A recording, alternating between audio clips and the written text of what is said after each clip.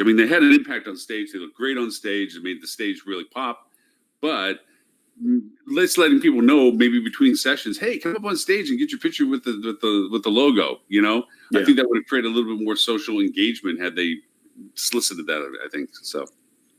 I should be embarrassed being on screen like this. Can we get Tammy on the camera? Does Tammy want to jump on? She's Tammy, waving hello. She's typing. Okay, I'm gonna turn her on and see. No, thank you. Oh, what a brat! She said no. What? So I may have missed the New York HSMAI, but I did attend an HSMAI event. The one I was supposed to do that didn't. The one that Lauren was supposed to speak at, until I pointed out to him that he can't be in New York and Orlando at the same time. But he's the sorcerer. Of course, he could have figured it out. Yeah, he could be two places. Yeah. No, that didn't. But yeah, you were mentioning the fact that, and you told me that the guy did, really well. He did a great job. Great points. Yeah. And there was about how many people were there? Over 30. Kudos to Central Florida. Yeah. Nowadays getting 30 people to take half a day out of their time or a portion of their time is no small feat. So the other thing I found interesting is it was at a Hilton Garden Inn that had over 5,000 feet of beautiful meeting space and full catering. Wow. Which would never have thought a Hilton Garden Inn would have that. Huh. Hey, Lex. Hello, Lex. You want to get on the show, Lex? Because we just now that we know you and have met you, we told you that Lauren had all sorts of fans coming up to him. He's a star. He's totally a star. It was fun. As always, it's fun. I mean, it's enjoyable again to see everybody and to be able to talk to everybody. Are we going to dish about the content or dish about? Well, yeah. No, we're talking about the content. Yeah. Stuart just popped on. I mean, he just woke out of sobriety, or he just exactly. Stuart had. I got to confess though, and this I'm still surprised that some people are still talking to me because, and Ed, I think I mentioned this to you already. So I was the one that was the ringmaster of trying to get anybody to get around for dinner because I always looked at it, and I remember this from my earliest days. You go to these conferences, and you kind of know people, but you don't know people, and you meet people, and unless you got clients that you got to be obligated to go see, everybody's like, yeah, and then all of a sudden you're left alone in that evening. So I always make it a point forever to run around and going, I don't know you, but we're having dinner somewhere, and if you want to join, come on in, and let's just have dinner. You know what I mean? And then what did you do? Then I went to Hamilton. Oh, I'm sorry. Brag rights. No. I mean, Lauren, first of all, you never turn down excellent seats to Hamilton. I don't care what the situation is. Now, that gets brought up another level after you told me that you've never been to a show on Broadway. I'm you forever had to do it. I'm forever spoiled. Yeah. You're going to be sorely disappointed when you go to the second one. Yeah, because for me, it was. I mean, even when I was trying to describe it to Renee when we were coming back from the airport, I was still getting goosebumps trying to talk about what it was like. Hey, Tammy, you decided to join. Tammy figured it out. You looked at my face and hair and thought, I can get on. That's Speaking of face and hair, Stuart Butler. Hello. How's everybody? Mr. Stuart, what is that fine-looking plaque behind you, sir? Oh, this you say? Yes. This is a very special thing that I got at the. Look at that. Thank you, Lauren. Oh no, it was just I was very happy to be able to lug those along. It was like, yes, indeedy. I have one too, but I don't know where it is. Still probably sitting in the suitcase yet, probably. Exactly. It's the only award I've ever received in my entire life. So. And Stuart, I see you're still dressed for the HSMAI event. No, actually, I dressed way down from this. I had a board meeting. I'm the chair of the Myrtle Beach CVB Marketing Council this year. So, because apparently I didn't have enough on my plate with HSMAI. But so I had a week of HSMAI, flew back last night, and then I had an early morning meeting at the chamber. And so I had to wear my big boy clothes. So there you go. We have to give deference that Tammy is the newestly minted top 25 most influence. Extraordinary. Sales and marketing. Look at that piece of hardware. Congratulations. Congrats, Tammy. Unlike Well Holly, done. I unpacked my award last night. Do you have a sash though? I have a sash that I can send you. You can wear this year. It says top 25 most extraordinary. Lotier, yeah. So did they go over and do like body search because that's like 10 pounds of solid metal? I checked my luggage. I didn't even use it. Very cool. Very cool. My husband looked at it last night and went, "Oh wow, that's aluminum." Oh, wow. And then some number like 6'2". He was very impressed with the quality of the material of the award. Not the award itself, just the actual award. Yeah. Okay. Yeah. Oh, good. Well, maybe HSMAI changed its manufacturer then, because if you get a gold Adrian, they're really poorly built. Oh, you're kidding. Oh no, like they're really bad. Really, You want to mention that anything at all? You want to say anything about that? No? Well, I will be able to either confirm or deny that accusation very shortly when we receive not one but two of our two gold Adrians that we won this year. So. Yeah, I don't have the physical statue yet. So the ones they give you to take photos with at the event are beautiful. The ones you get in the mail are really rough. He's just yanking on your chain, Stuart. They're awesome. They're awesome. There's always haters. Haters gonna hate. Hey, haters gonna hate. I believe that's what you said to me the last time I gave you some information. Receiving Adrian awards.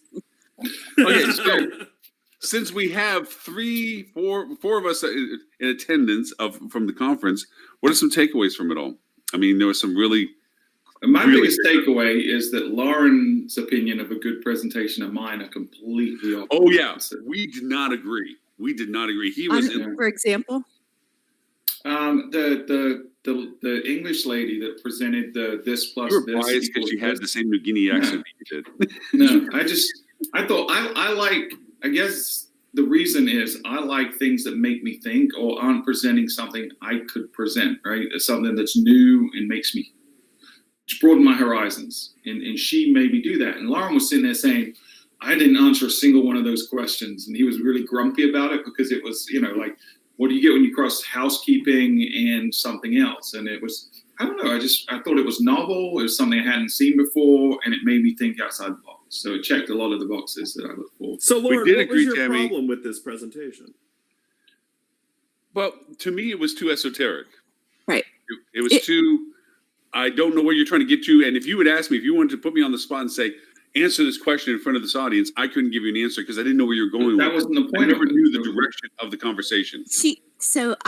If I could interject, I felt the same way as both of you. I liked the concept, but she didn't do a great job of sort of framing it. Had she done a little bit better job of framing it, I'm guessing everybody would have loved it. I do agree with you, Stuart. It really did sort of make you think. But I just wish she would have framed it a little bit. And it's tough, right? To be fair, it was one of these 6-minute and 40-second presentations, right? So those are, and Tammy can attest, those are, because she did one, and she did a good one on Google, 0 click. But it's tough to get a message across in 6 minutes and 40 seconds or 7 minutes. Tammy did it. I thought Tammy's was fantastic, and I'm really not just saying that. And by the way, Tammy, you don't know this, but the people at my table, I was just pontificating about Google Zero and all this, and Stuart was downplaying me as being, oversaturated and tangent-based and, squirrely and so forth and so on. I just said people only understand 70% of what you say. That's all. And you came up on stage, and I felt like turning around going, mic drop, boom. That's funny. You know what's really funny about Tammy's, and not to detract from her because she did a great job, but I had presented on 0 click the day before for the resort roundtable session, and it was funny. We sat next to each other at dinner that night, and I was telling Tammy, some of our slides were almost identical in terms of, like, even I had an ostrich with the head in the sand slide, and she had one as well. So it was very funny. So I don't know if it's great minds think alike or fools really differ, but we were very similar in our take on it. Can I speak up here too? Mm-hmm. So I went to Milestone's Engage conference in July, and heard Rand Fishkin introduce this. And so Yeah. And so I've been bugging Tammy since then to do, more stuff around it because I think it's so fascinating. And then I sent you Rand's stuff last week, which I'm assuming drove the HSMAI thing. So really it was Milestones Engaged that really it was Rand Fishkin that kind of sparked this, but it's fascinating content. He is a conspiracy theorist, certainly, but he happens to be right. Yeah, he and Ed would get on really well. I like conspiracy theories. Do you like That's why Rand you get on Fishkin? really well. Yes.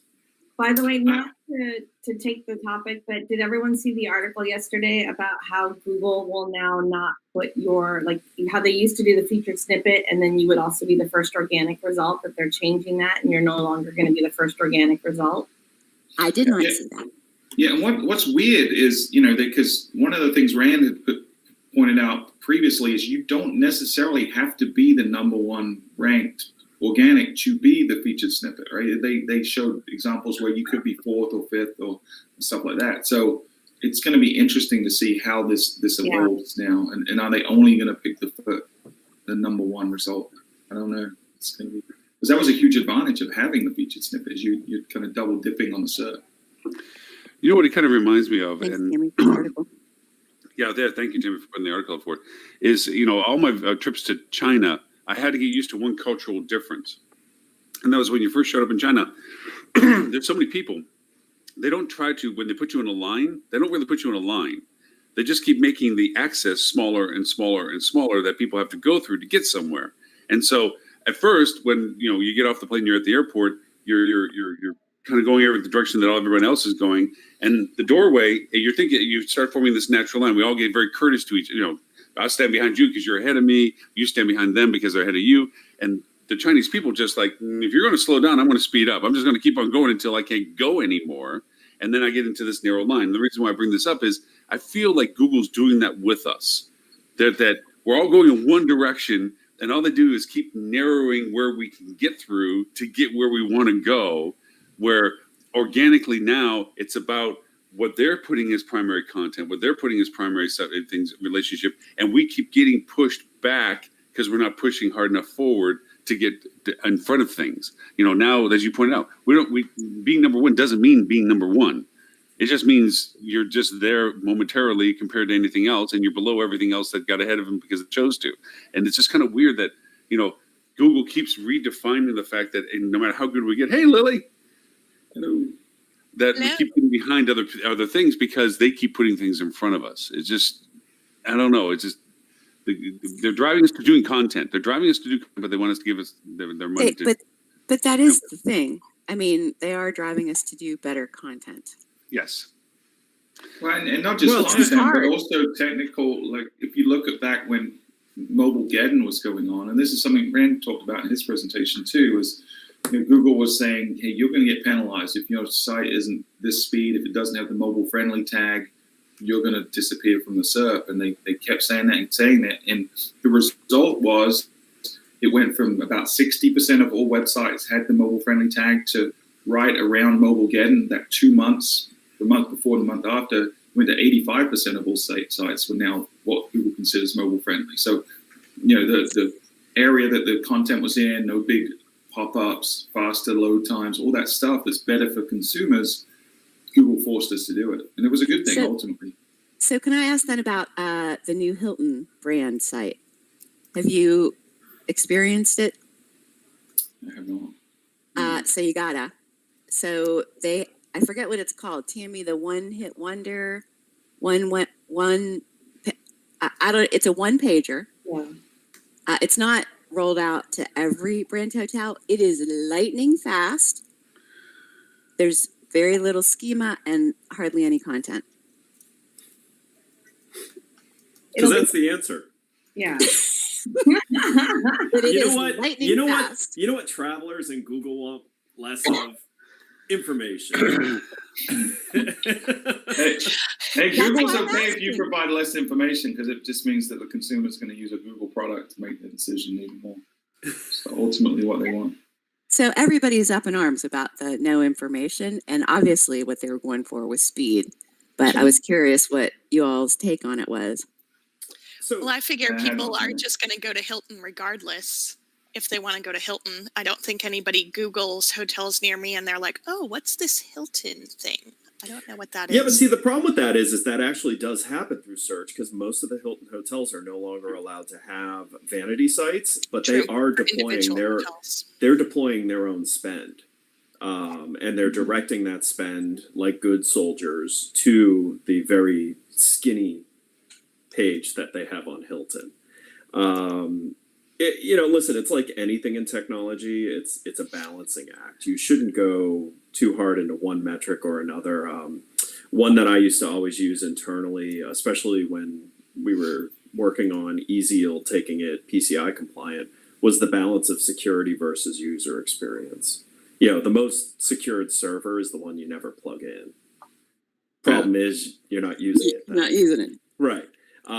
So you work backwards, and that's probably what Hilton is doing. I mean, let's not forget they're trying to get out from underneath a very monolithic stack that they need to chip away at some point.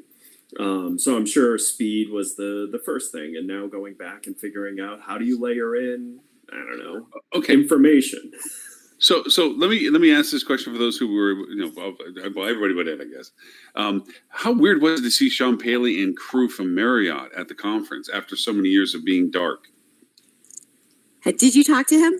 Yeah, he embraced me like I was a long lost brother. And before I couldn't get time of day from him, I'm like, we used to be buddies. We used to go, drink together and hang out. He has been busy doing really good stuff. I'm totally fine.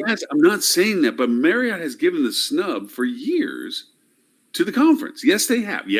I will fight that to the end. They have not shown up for 4 years that I can count. And then they show up as if they were just like long lost week. I just thought really weird. And they won a few Adrians this year too. So I wonder if that Marriott always wins Adrians. Do they? Do they usually go to the gala? They send a bunch of property people and quasi important people. Tammy, are you not going to speak up to this? No. Sammy, that's a very smart reaction. Yeah, I'm just like, why now?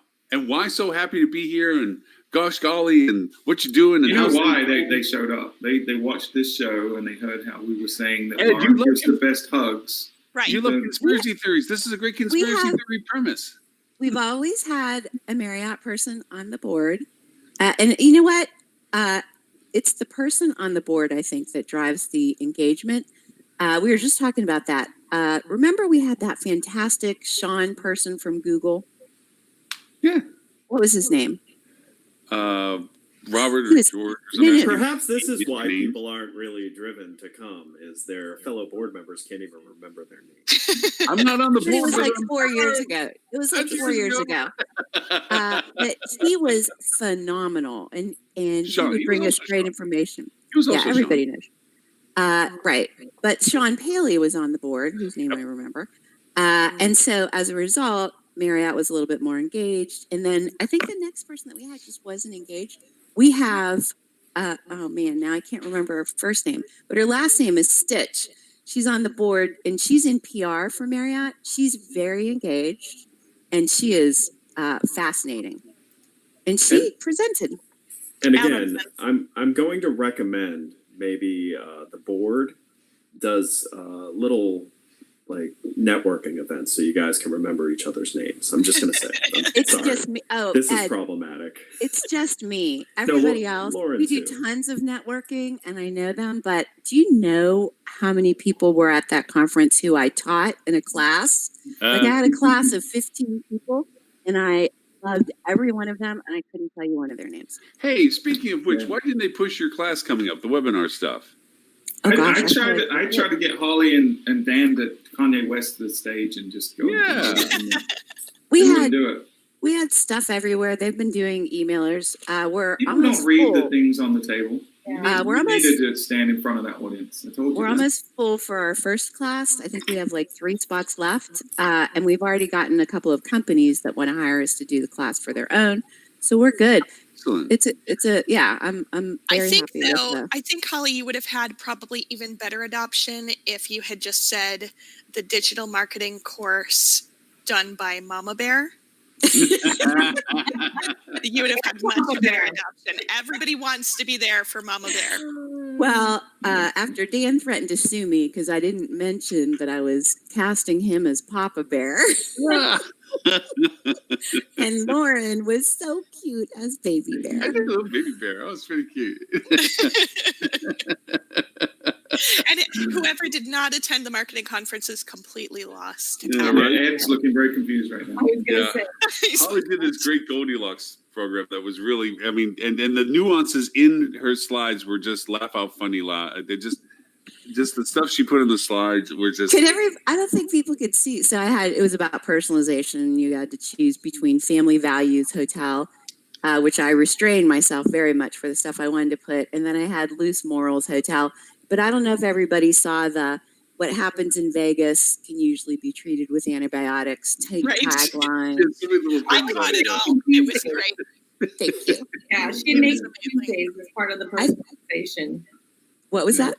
You had the Naked Tuesdays as part of the Naked Tuesdays. Naked Tuesdays.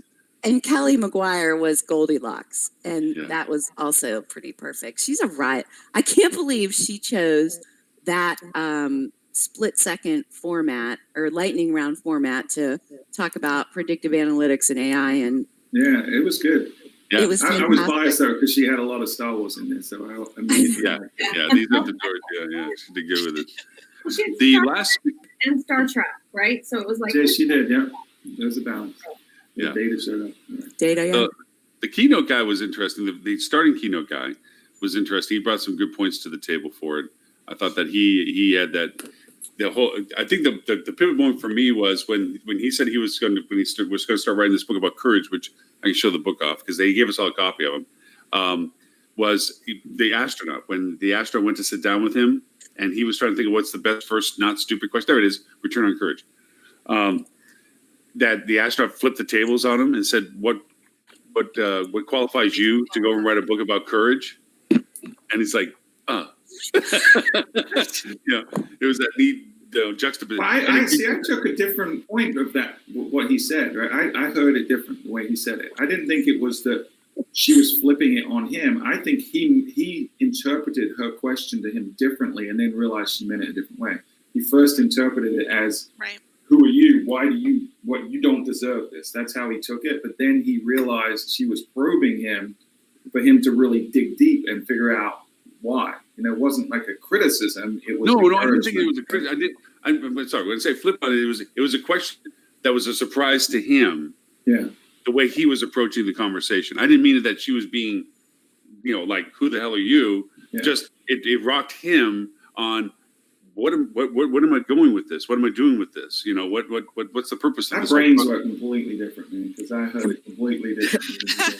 Everybody's You and I were brain sitting at works the same differently table, than and we're Lauren. doing the appraisal of the 6-minute stuff, and we're looking at each other, and he's going like this, and I'm going like this. Tammy, you're the only one we agreed on, all right? Just so for the record, you're the only one we agreed on was rock solid. We're Everybody going to else, win like this with you, Tammy. I agree. That's what we need to hear again. That's funny. yeah, no, it's fun. Yeah, Stuart and I were definitely on different planets when it came to whether this was good, this was bad. I mean, we would have been nasty judges. He would have been Simon Cowell from New Guinea, and I would have been. I had to Howie ask on the other end. I'd him been Howie. yesterday. I had to ask Stuart yesterday, where do you live again? Because now I just don't know. All I ever hear is New Guinea and Australia. And the Well, you UK. can't tell by his accent that he lives in South Carolina. No. I literally had 4 different people ask me if I was Australian, including one that had lived in Australia for years. Yes. So, I love it. I Yeah. love it. Yeah, pretty good. no, and Stephanie did a great job with her presentation on her breakout. It was funny because she came back up to me at the end of it and she says, "Did you ask me questions?" Like, yeah, a couple of them. She said, "Man, I was like so into the zone." She was like so focused. She says, "Did you get video of me?" He's like, "Did you not see the 10-foot pole stuck in your face?" Yeah, she's Literally. great. yeah, she does a good job. But yeah, she did a great job with it because it's weird. It's like you see similar questions every year. You see the emergence of people waking up to stuff. It's never dull. It's never we get to go over and say, oh, we talk about the same topics or we refer to the same things, but there's a waking up of people as they come into their own of understanding what all the moving pieces are. The same questions from different people. And you might sit there going, oh, geez, are we ever going to get this right? And you're like sitting, this is the process. This is the way that people become aware that these things are affecting their business, that this is something they need to understand, if not to do, but to at least understand to find out what they need to do. You know, it's just amazing to watch these people waking up. I kind of look at it when I used to teach sailing, where, you know, the boom's banging on their head, they can't get it right. And all of a sudden that magic moment where the wind hits the sail, they understand by trimming the rudder, and all of a sudden this light in their face, like, that's how that works. You know, and you see that in these conferences. You see people when they see something said and they're like, that's what that is. You know, it's pretty cool. That's what I think is so cool about these conferences. One takeaway that I had from my conversations with people is there's a lot going on between revenue management and marketing in terms of who's going to run the show. Did you guys get that when you talk to people? I mean, there's going to be the two roles are converging, and one's going to be the leader. Yeah, And but some people are copying out, and rather than picking one, they're just putting someone in charge of both, right? Like a chief commercial officer or something like that, and then they both. I don't consider that a cop out. I actually think that's a fairly strong strategy. I think that's strategy. actually smart. Yeah, there was actually an article. I forget if it was last week or the week before. We didn't really get a chance to chat about it, but in the article, Sloan Dean had commented on the future of hospitality, and he. I'm going to go ahead and take credit for giving him this idea because I talked about it on the show a few weeks before this came out. So clearly he's just quoting me. Clearly. That basically. Yeah, Sloan's like that. He just copied that to everybody. He's not exactly. He has no original ideas. No, he's a brilliant guy. Vanilla. But it was validation for me to see that his thought process was very similar, which is basically that we're going to have one chief strategy officer who oversees the strategy. And then you're going to have people who oversee the technical aspects of implementing that strategy in more of the traditional revenue marketing and whatnot. But when you've got three different people creating three separate strategies and they're not converging the way that they should, that's where all of our problems really lie. And if we have one chief strategy officer, naturally the goals are going to be aligned as well because they're going to be the goals set with the strategy. And so I think that rather than a cop-out, I would see that is actually the way that things should be heading. So here's why I think it's a cop-out, right? Because if you look at every other industry, marketing means something different in this industry than it does everywhere else. Like marketing to everyone else is all the functions that you put together to bring a product to market, including price being a part of that and merchandising being a part of that. So I think to put someone from a revenue perspective in charge of it all in saying that they're in charge of marketing strategy and revenue strategy is probably not the smartest thing. So I think you've got to find someone that understands the holistic view of it. And that should probably be a marketer, not a revenue person or a salesperson. Oh, not a salesperson? I was going to speak up for the salesperson. I think the cop-out part is that they're just giving it to their best person. Yeah. I met somebody at the sales leadership conference who was just handed, she was a revenue manager, and she was handed marketing, sales, and revenue management. And when was that? 3 months ago? I saw her at the digital marketing conference, and I said, how's it going?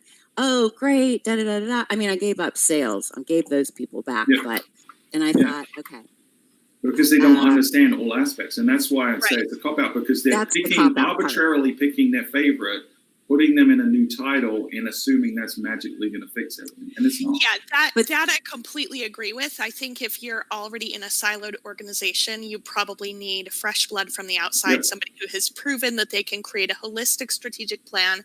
And it really doesn't eliminate any positions. That's the other thing. If you elevate one person to that chief strategy officer and you don't replace their original position, maybe they are qualified. In some cases, that they may actually have that holistic strategy view and be ready for that promotion. I think that's probably only 10% of cases. But it's got to be somebody who understands the sales and the marketing and the revenue management Right. They don't necessarily need to know how to load a backlink on the website. They don't need to have the technical expertise to execute every single thing, but they do need to understand the reason for it, where it fits into the strategy, and be able to kind of speak to that as a whole. Okay, that brings up a topic on one of the keynote speakers that bothered me that we as an industry have turned our back on. They highlighted the fact of Zappos. Remember when they were talking about Zappos? You know, you can take a tour of Zappos and look at what they did. First thing Zappo does is they make you work out the customer service lines, so forth and so on. And to me, that is very reminiscent of us as an industry bringing people through the rank. Before you can lead, you have to learn how to follow. And before you can follow, you have to learn what you're doing. And so bringing managers in, I always made them work in every department. And not because I came up with that idea. It's because that's how I was brought in. If I want to get out of what brought me into the industry, and if I was going to lead other departments, I had to know what those departments did by doing what those departments did. I had to work in engineering and housekeeping and everything else, so that when it came time to lead, people follow because they know when you're asking them to do something that they appreciate the perspective that you know what you're asking them to do, not just because you have the authority to tell them. And Right. so I thought the Zappos example was true to form. Yes, that's great. And then hypocritically, in reverse, we're talking about, as we just said, placing people in positions without the knowledge, skills, and first-hand experience of what they're leading. So we're hypocritical when we say we put people in places like that. I would counter, Lauren, that it's sort of a little bit of both. So if you're waiting to find somebody who has run the gamut, knows everything about digital marketing because they've worked in that department, knows everything about sales because they've worked in that department, and knows it's not going to happen. Like nothing's ever going to get accomplished.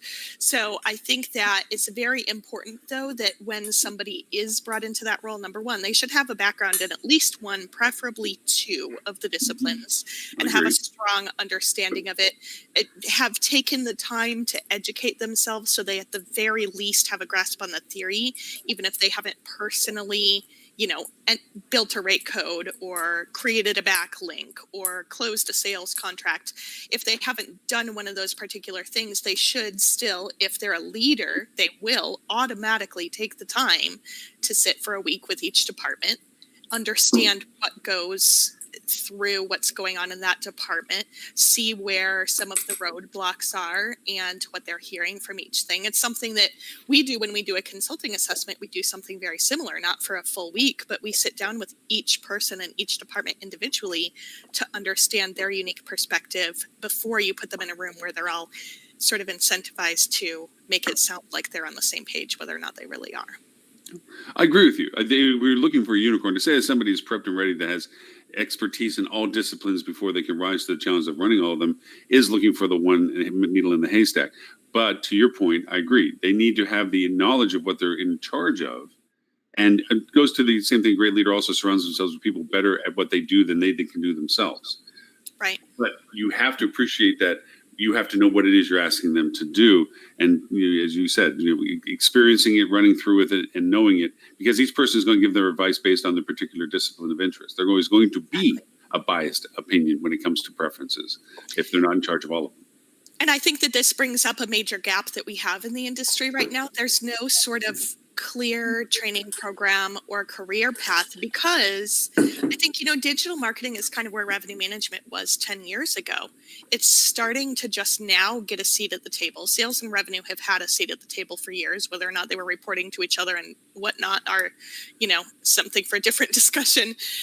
But digital marketing is relatively new. And so we're not going to find as many people with that deep background that also know the other disciplines. So I actually, shameless plug for HSMAI at the moment, they're testing out their new CHBA, Certified Hospitality Business Acumen, something along those lines.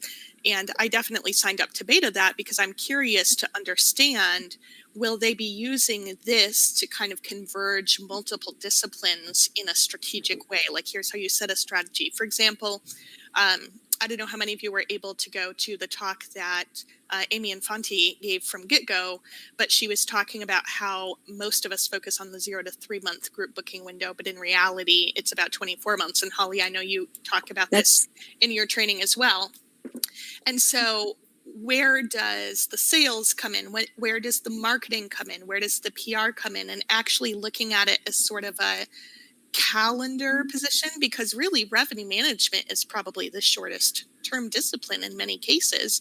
We may set things further out, but that's not when people are converting. So it's kind of just there to be there for 10% of maybe the people who are actually booking that far out.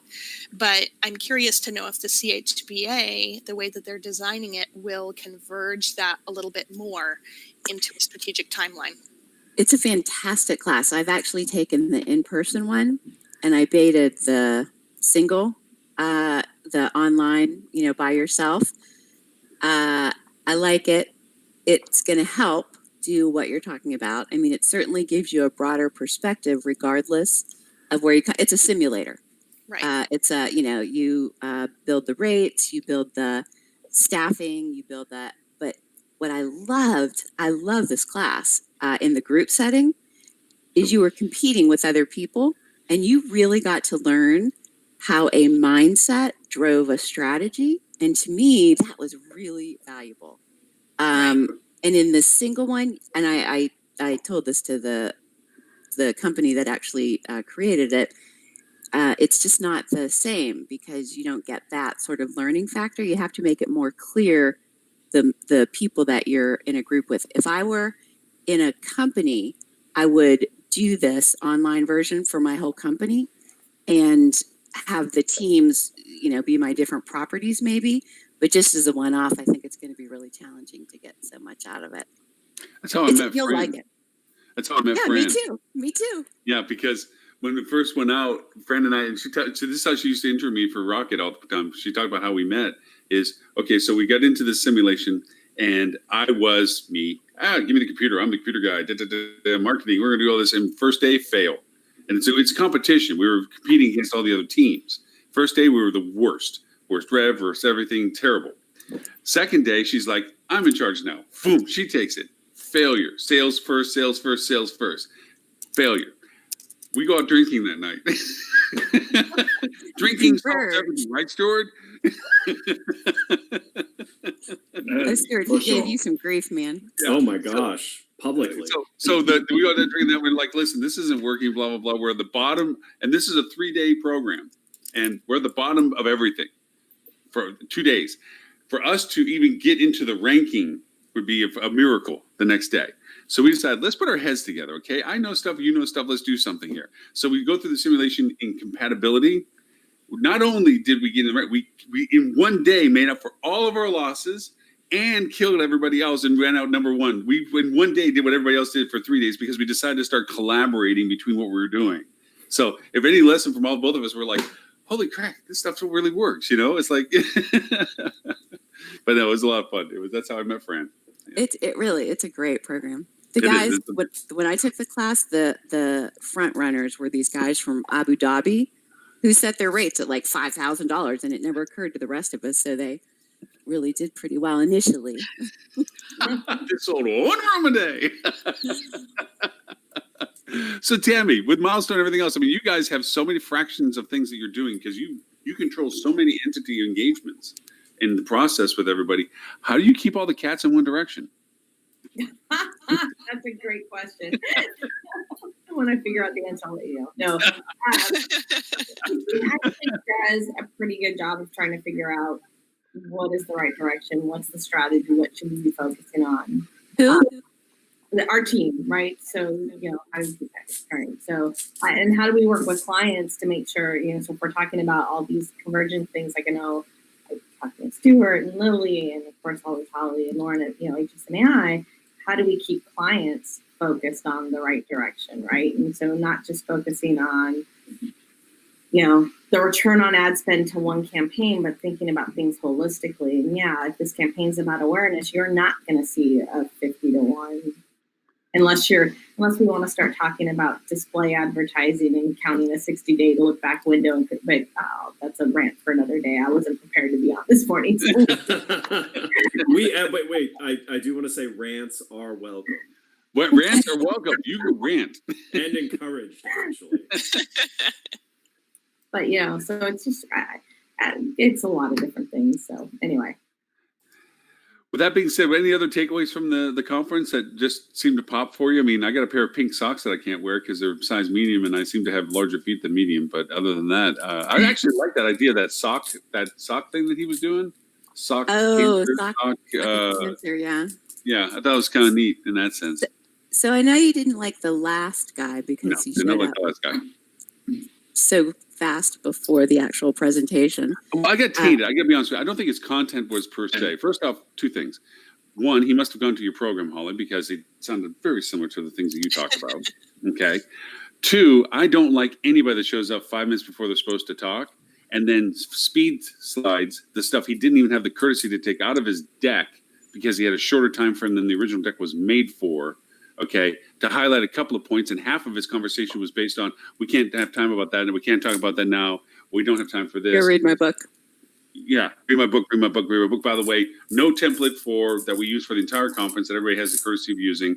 His signature stuff on the bottom the whole time, like sales pitch, sales pitch. Again, not that his content was bad, just you abbreviated, cut out half of it, speed dialed through it, and then had a couple of videos where you weren't even talking. How much do we pay you? I'm sorry. I'm being bitter. Well, that was actually going to be my question: was he paid to be there? Yeah, he was probably the paid for. Yeah, he was probably the paid for. And I'm sure it wasn't exactly cheap because everybody ranting some raves about this guy. Because I even recognize his books, and I don't read other people's books as much. You guys, read this book, and I'm like, I don't read those guys' books because I don't know. Anyway. Yeah. Well, back to your question about what else we took away. I don't know if she's a listener, but I have to give a shout out to Taylor. I think her last name is probably pronounced Shumati. Yes. From Hogan Hospitality Group. She did a great recap of day 1. I'm kind of waiting to see if she's going to do one of day 2. I don't know. I'm hoping this link will work for all the viewers, but it's kind of ugly. But anyway, that should hopefully bring you to the PDF of her recap. And she did a really nice one-pager on Tammy's meta search talk, the Google talk, and the rule of 7+ from get-go. And I thought that was really very well done. So Taylor, if you're a listener, kudos. Thank you for putting that together.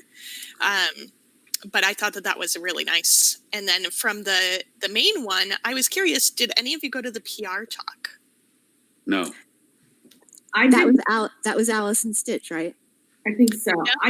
Yeah. I did not, but one of my colleagues did and raved about it. Said it was actually a really good Really? thing. Yeah. Nice. She's the Marriott person. Right, she is. I don't think she was in... she didn't participate in this one. I don't think this was JPR, Singapore Airlines, and I forget at the moment who the third person on the panel was.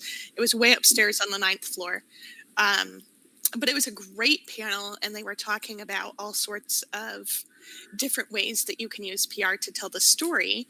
And I wondered, they were talking about the Barcelona principle. I wondered if any of you had heard about that in PR. So apparently, I actually need to do a little bit more research on it myself. I haven't had a moment yet, but it is the 7 principles for the overarching framework for effective PR. And I found an article that I'll drop in here too for anybody who is interested in reading more about it. But it takes away just kind of some of the fuzziness around attribution and talks a little bit more about how to align your goals for storytelling and things like that. So I thought that it was a really cool concept, and that came from the person from JPR in New York. Nice. So, Stuart, you had a opinion about Google's presentation, but to tie it to tie it together with other things, Dean Schmidt with Derbysoft did, again, an excellent presentation on metasearch. He's a very good presenter. I've not seen him present before. He's clean. He's just, and his voice is awesome. I mean, he just has and he kind of has an angle. You know, he did this whole myth-busting metasearch, which is, kind of novel, but he presented it really well. So I enjoyed that one. I think overall, one of the things I think I've said to a lot of you, I don't feel like there was a lot of big ideas or new stuff in this conference this year. It was a lot of reinforcement of what we already knew. And his was one, right? It was one where, these are the fundamentals and foundational stuff, but it was good for everyone to hear that, but nothing was really innovative in it, but he did a good job. Yeah. I think he did a good job putting metasearch in perspective of usability.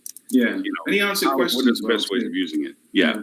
But the one thing that he did bring up that I got to go look at, and I was going to ask you about, I know that it's tied with AdWords and so forth, but from a filtering point of view, he was adamant about the fact that we now have the ability through Google Ads to create the audience requirements for the Meta, Right. Yeah. which is crazy to think that you can do that, because usually Meta is the big lever. Is it on? Is it off? And how much we're turning on with it.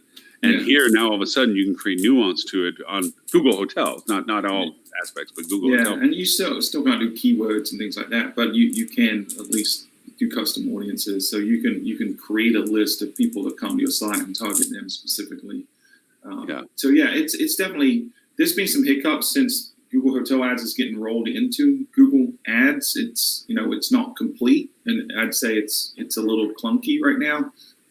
Some of the attribution is different. We saw a loss in attribution from when we went from the true native Google Hotel Ads platform to Google Ads. So we've had some hiccups along the way, but I think ultimately it's going to give us a more refinable tool.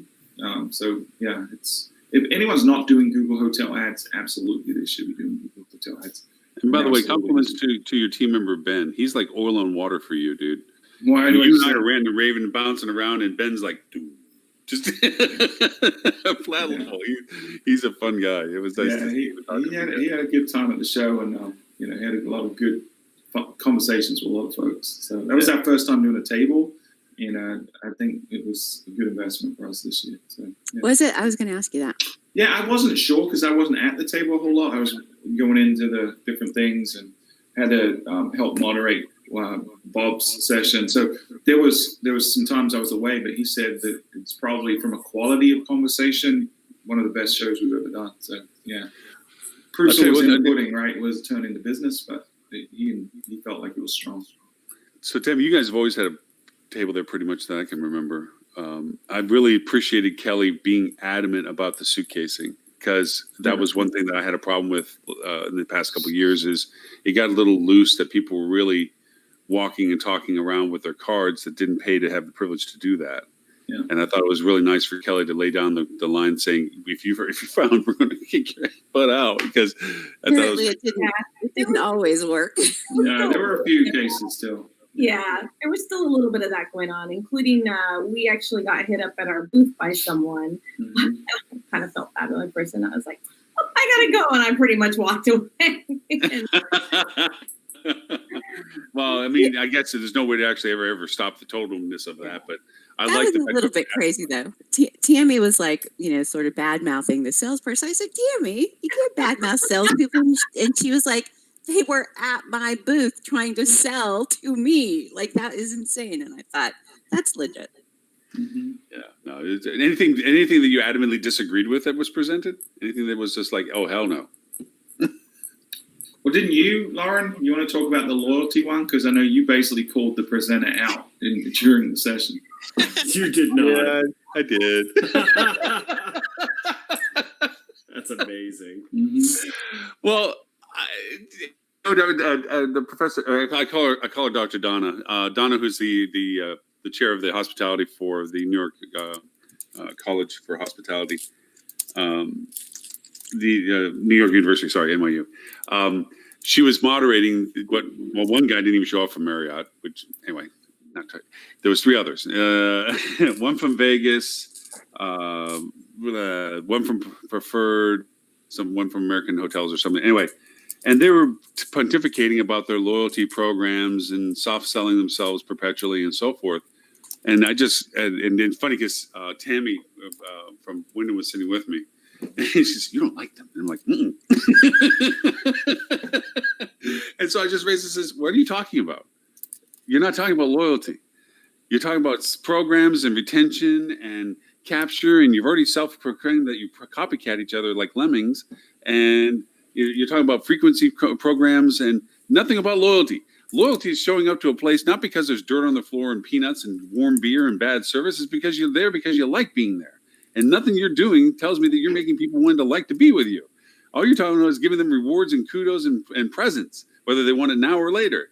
So what are you doing about loyalty? And it started the conversation. They didn't answer it, though. At the end of the day, they didn't really answer it. I did have to also Yeah. I had to also kind of, sorry, go ahead. I didn't No, mean to. no.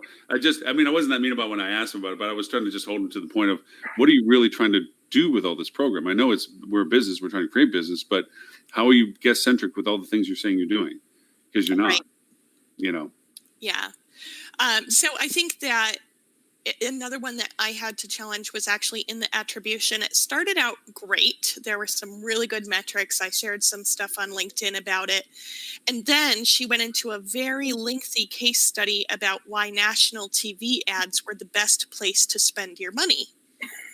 And at the end of her case study, I was like, so for those of us who don't really use national TV ads because it's, not realistic, what do you think drove the fact that national TV was so good? So I was trying to kind of give her an out and say, was it because it's a visual? Was it because it's a video? And that's really important right now, like trying to help her make it kind of relate to anybody in the room who wasn't, like I saw Christy Goodshow from Preferred, and that's a great case study for her company for sure. But I think that it just didn't relate to most people in the room. And she said, well, if you don't have a budget for it, definitely video is good, but you really should create a budget for national TV ads if you're a national brand. And I'm like, You get on that. But that's not really, it's not about the budget. It's more about, an individual hotel's not going to create national TV ads. It doesn't make sense. So it would have been nice if it was a little bit more tailored to the audience in that one. It's all great information. It just probably didn't apply to 75% of people in the room. Well, and that's what bugged me about the last guy too that talked, because he didn't even change his dialogue from guest. He kept referring to them as customers and clients in his presentation. He was abbreviating. It's like you didn't even tailor it to the fact you're talking to hoteliers, and he couldn't even say the word core correctly, which was weird. And Ed disappeared. But they're dropping like flies over here. What's going on? Lauren, are you pushing buttons again back there? No, I'm not touching nothing. Holly's mic again. He was supposed to be back. He's there somewhere. But it was kind of weird in that sense. Hey, Stuart, I was going to ask you a question. Who are we pontificating with about attribution theft is real? And we were like, who are we jabbering about that with? I remember the conversation. It may or may not have been after a couple of beers, so I'm having trouble remembering who we were having that conversation with. Stuart, you may have missed the beginning of the show. I already have open bidding for the pictures of you having way too much fun. I was well behaved. I was. Oh, it wasn't the behavior. It was just the look in your eye and the smile on your face. I probably drank too many glasses of wine at the board directors of the CMO dinner, but I didn't. Hey. How fun was that? Drink anything at the piano bar. Oh yeah, what did you guys do? What was the dinner? We went to this place called the Ivy. 116 East 60th, West 60th, West 60th. I don't know. Wow, that's the food was fantastic, but the actual evening was kind of a blast. And I was talking with some people about it. And we think the board is a lot younger than it used to be. And so maybe that's why it was so much fun, which I, of course, should be offended about. But it was much less serious. I mean, my table talked about marketing all night long. So it's not like we were talking about, stuff, but it was a blast. It was a lot of fun. Did you have fun at your table, Tammy? And you two were at the same table. We were at the same table. So other than Stuart, kidding. No, I was a great time. And I know you had a ton of great people at your table too. I loved the evening. Great conversations. Great stuff. That ESA guy is smart. Which one? The ESA guy, John. Oh, yes. Fantastic conversations. I hit a point about halfway through though, where like all of the 2 days events and the fact that the lightning round and everything was over kind of hit. And for about 10 minutes, I was just kind of like, okay. I'm done. That was the 10 minutes I was talking to her. She just zoned down. I think it was before you got there. I didn't call you out, but Stuart was a few minutes late too. Yeah, I would say a few. It was like 63 minutes late, I think is what it was. I rolled in just after 8, which, my bad. Fashionably late. That was not entirely my fault. I knew I was going to be a bit late because I left some other folks around 7 thinking, oh, how far is this restaurant going to be? Maybe 10-minute walk. It'll be fine. I'll be there by 7:15. It never starts on time. So then I get a call from a client. And I wasn't paying attention to my GPS. And I walked 10 minutes in the wrong direction. And now I'm 40 minutes away from the restaurant. And it's already, I don't know, 7:15. So then I call an Uber. The Uber ends up, I was on 43rd Street. The Uber ended up coming to 45th Street for some reason. And it took me 20 minutes to find the Uber. And then finally, the traffic was awful. So I rolled in at like 8:05, I think. Yeah. I still enjoyed it. It was good. I just had to eat from a little plate because they never gave me a big plate. That was my punishment. Oh, at 8:05, I was. Okay, never mind. That's funny. Oh, I'm sorry, Lauren. I forgot I'm not speaking to you. That's so right. That's going to make I the rest love of the that show really awkward. I said, "Oh, I'm dead to Lily." She says, "You're dead to me." Hamilton is by far my absolute favorite show in the entire I have never. world. I went to see it in at Chicago. at the beginning of the show, I mentioned that I've never been to an actual Broadway show on Broadway. I've been to Broadway shows when they come down to area stuff. So to have that as my first Broadway show, Amazing. to be 10 rows back on the elevation, you know, where the floor is flat and then it elevates up, and you're that first row, so you're at face level to the actors on stage, like 30 foot away, you know, well, no more than that, 50 foot away or whatever it is. Amazing. So for me, it was like Has your life changed? forever. Huh? Has your life changed forever? Actually, you know, honestly, yeah, I have a whole different perspective on theater. I mean, it's one of these, you know, there's moments in your life where they get burned in your brain as a postcard. That event, that experience is burned in my brain because it's one of these things where you go see a show and you watch the show and you enjoy the show. That I was on stage. I mean, in the sense of my mind, I was living what they were doing, and the music and the rap. When I was listening about Hamilton, the rap theater. What are you talking about? Wow, it's incredible. I can't even imagine how the actors memorized that stuff because it is nonstop, because there's no curtain. It just goes. And there's only 3 times where the lights go totally dark, and that's only for a moment before the next thing starts. So for the whole time up until the intermission, and then afterwards, another third, it's nothing but constant going on and on. It's crazy. Anyway, meanwhile, back at the ranch. It was amazing. I told Vanessa, I got to bring you to this. I don't care how much it costs. We got to get there. We're sitting by people who paid $1,000 for their seat, and we're like, right. Yeah. I can't thank Jenny enough. I don't pay a lot for shows, but for Hamilton, I'd probably go up to $350. It's great. That's still pretty cheap for Hamilton. Yeah. Which is why I didn't go. We should give the tip, though, that Theo shared with us all on, I don't know what he was using, StubHub? Was he using StubHub? I don't know. If you stand across from the theater 20 minutes before and start paying attention to the pricing, I watched it happen. The ticket price dropped about $10 every minute. It was incredible. But you can't be too greedy, because that's what they were, a little bit too greedy and missed out. Yeah. And actually, that reminds me who the third speaker was at my PR talk. It was actually PR for Visit New York. And they were saying that right now they're trying to use PR to give people a reason to visit the destination in January, post actual New Year's Eve. And so they're doing 2-for-1 Broadway tickets. They're doing Restaurant Week. They're doing a whole bunch of promotions around all the cool things that you can do in New York, even though it's frigid, which actually wasn't that bad while we were there. It was freezing. It was freezing. I don't know what they do on the east side of Phoenix, Holly, but I did okay coming from the west side of Phoenix. But yes, it was definitely cold, but we weren't buried in snow, and that was my original fear. So, I use the benchmark of telling people the efficiency use, and Stuart, you appreciate this because you already do a phenomenal job with your platform. If you want to know how successful your site is in usability on a mobile experience to a guest, use it on the corner in New York when you need to find something. Right. Okay.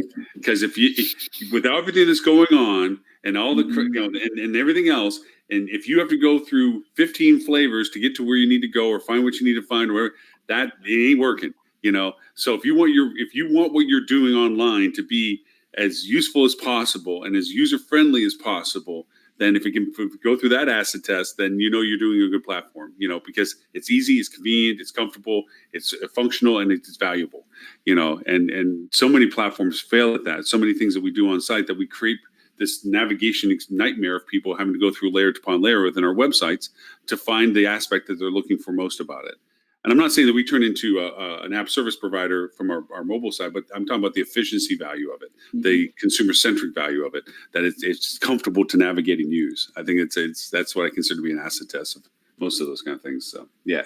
We simulate that experience here when we're doing really? testing. So all the rest of the people are going to stand around me and just start screaming random stuff in my ears while I'm trying to. Oh, I see. I thought that they just screamed in just your like ear. New York.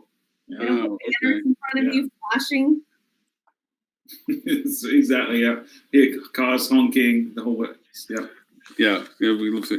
I was just making sure there's nothing else on the agenda because I did the loyalty one. Did anybody do the attribution breakout? Yeah, Lily? that's the one that I was talking about. Is that the one you're talking about? Okay. Yeah. Yeah. So the first half was great, and I did post a lot of the insights from the first half of that one. We should, yeah. You know what? I'm going to take my notes that I had. I'm going to throw them up on this session one too, since we're jabbering about the conference as much as we are. So I sat in a session that Bob put on. It was the Collaborate one.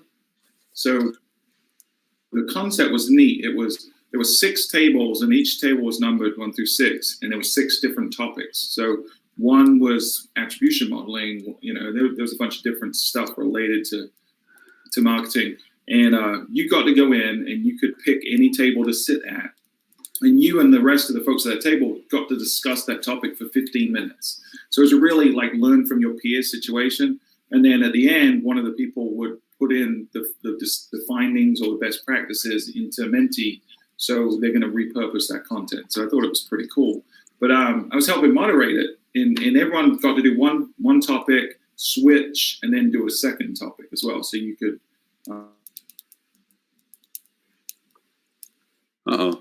You're people frozen. chose the topics they did. Emma, shoot, happens every time. No, you're fine. You're fine now. You're fine now. I talk too fast. Well, I'm faster than the internet. That's what it must be. Yeah.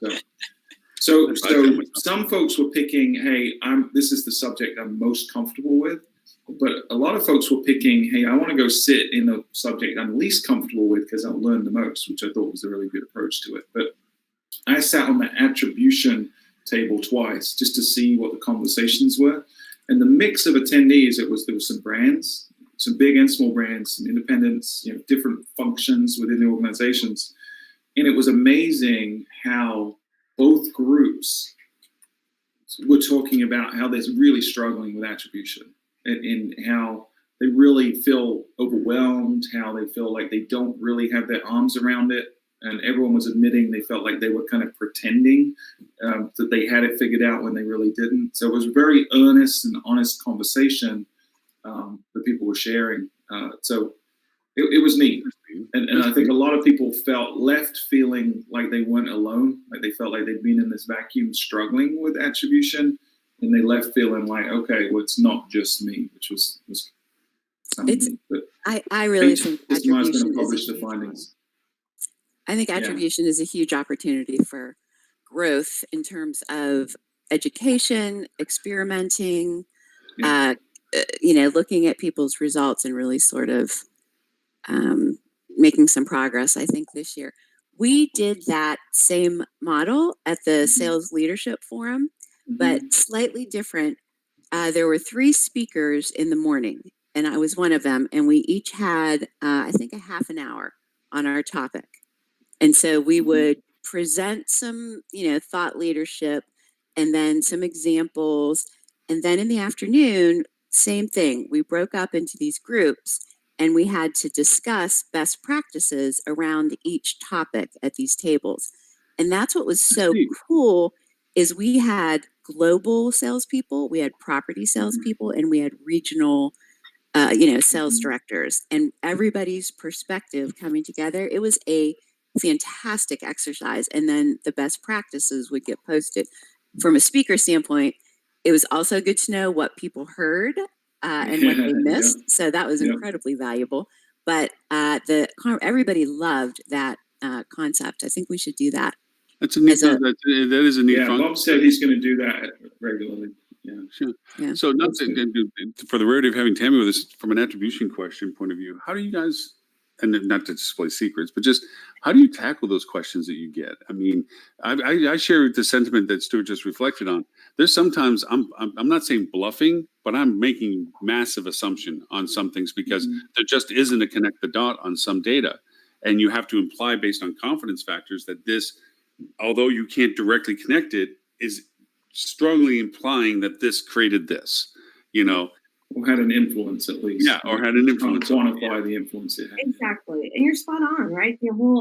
Attribution, I think, is one of the biggest challenges everyone faces. And then as we're talking to clients and looking at what they're doing previously and maybe trying to suggest some shifting of gears or things, you have to, how do you compare apples to apples year over year, right? If you're changing, like I've seen it happen where people change their attribution modeling, or my favorites, they change from GA to Adobe or vice versa. And so the platforms aren't even apples to apples. And so trying to really look at it and really holistically see with their marketing and what's working and what's not.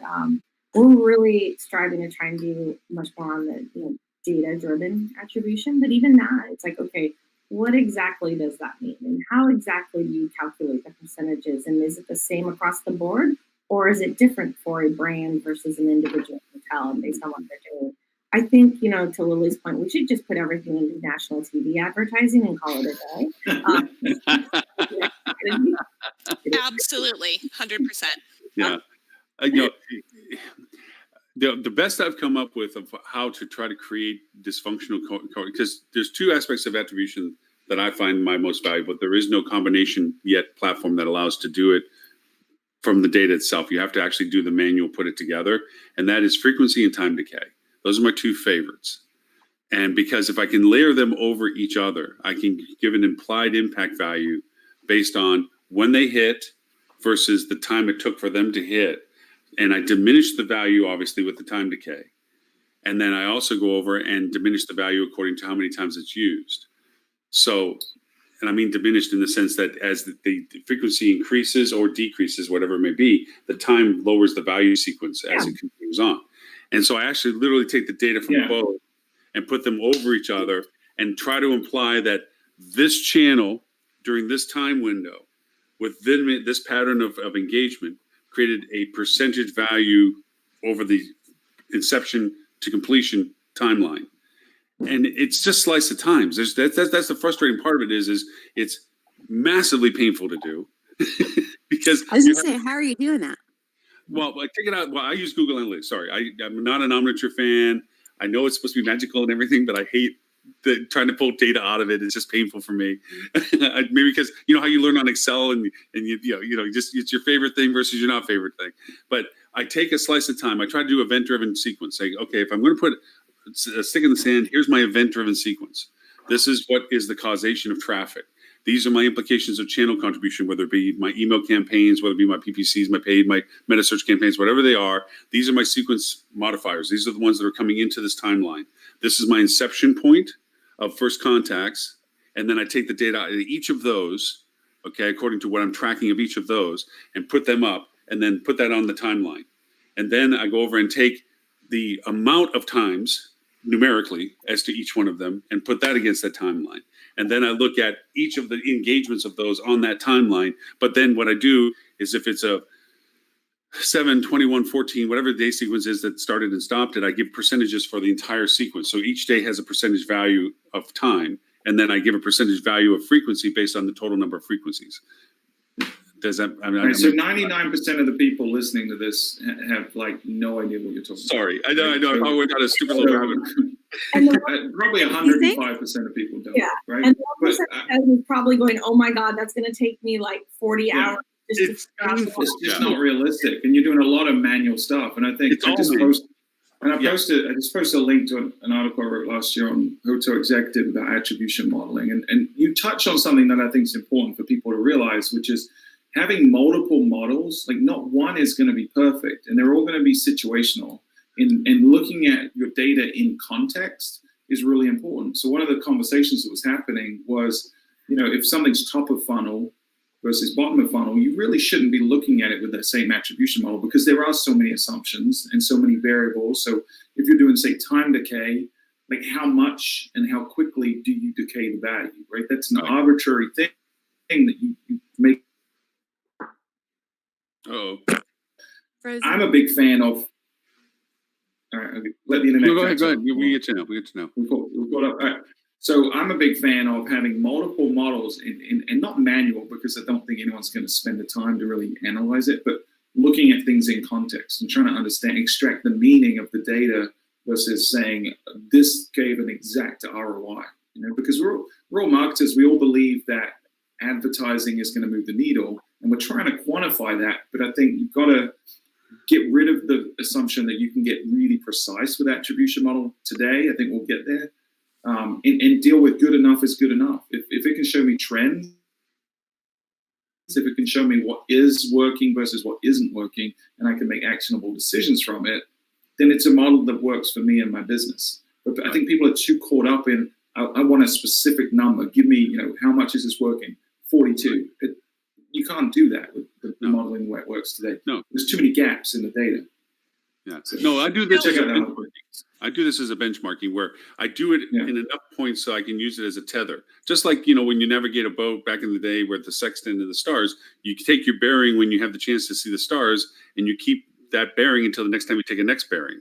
That's kind of why I take the effort to do this manually, is if I can put benchmarks on impact of conversions based on things that I know are similar to what I'm going to attempt to do next, I can make implied value propositions as to where I think my business is going to come from because of taking the time on that little slice of it. But you're absolutely right. This is not for the faint-hearted to say that I'm going to give you an exact number every time you ask me, because it's just not possible in the metrics, the capabilities we have right now. Yeah, and anyone that is giving you an exact number is stealing attribution from someone else. Attribution depth is real. And a lot of vendors out there are doing that. Going through the attribution models, and similar to your article here, Stuart, I think it was Dan who went through some of these. Anyway, in one of the events I didn't get a chance to grab slides from, I really liked the idea of the time decay and the position based. So given that I'm not sort of a expert, I'm curious to know, overlaying those two in some way, shape, or form, do you feel like that would be a relatively accurate model to go with? Because I do feel like with the time decay, maybe it doesn't give enough emphasis to the first touch point where they came and found you. But at the same time, I also think the recency is probably needs a little bit more attribution.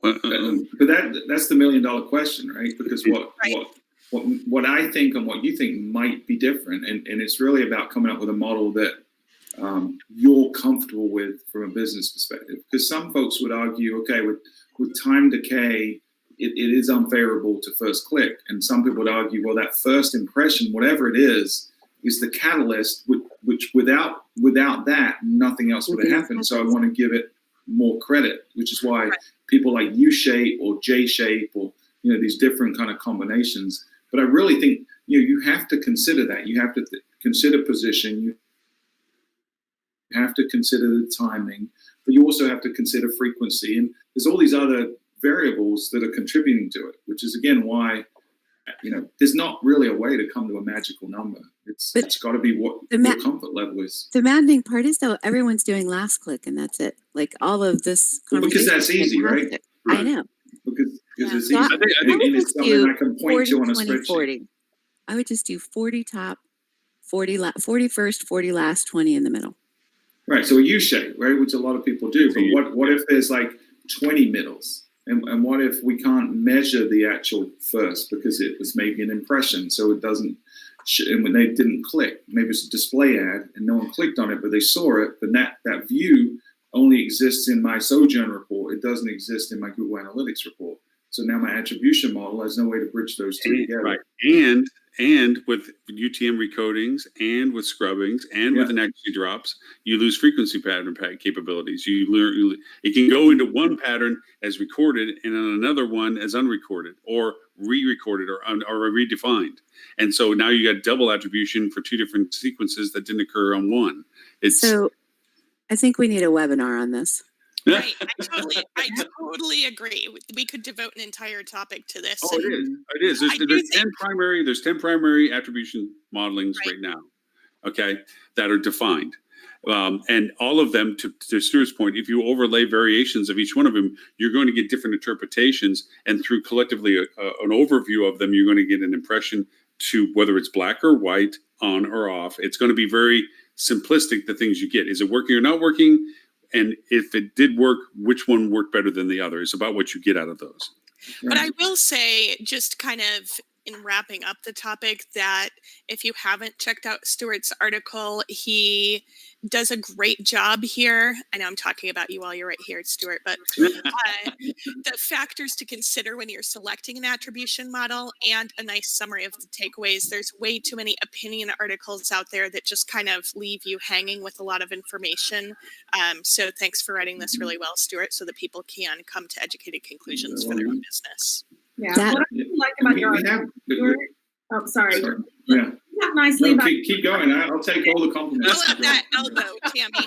I like how you broke out with each one, just not only a quick snippet of what the model is, but based on that, in your scenario example, how would the revenue be attributed to each of the channels, which I think is really helps people that aren't Lauren, get a good visual on that. And I think, the challenge, and Holly, to your point, absolutely. I think there should be webinars on this, but because there's so many different models, I think the challenge, I don't think you're ever going to get anyone to fully agree. You may like a U-shaped model, right.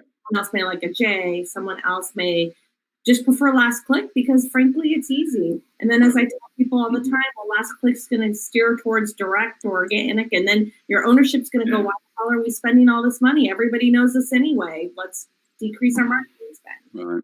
Yeah. I think it goes back to like the basketball analogy of it all. It's like as soon as the ball goes in play, we always like to give credit to the person that slam dunked it on the other end. But the person that put it in play, putting it to the right person who was defending the other person, that dribbled it to the other person, that passed it to the other person, that blocked it to the other person before the person eventually slam dunked it on the other end. You have to give, it's a team effort. There's multiplicities to what gave that one person the ability to hit the point at the end. Most people in general, basketball, give the credit to the person that slam dunked it. Hey, look how many points that he scored. Other basketball aficionados will look at the fact of if player X didn't block that other player at just the right time before he passed it over to this guy, he never would have been able to do that point. So it's the butterfly effect. Yeah, it really truly is.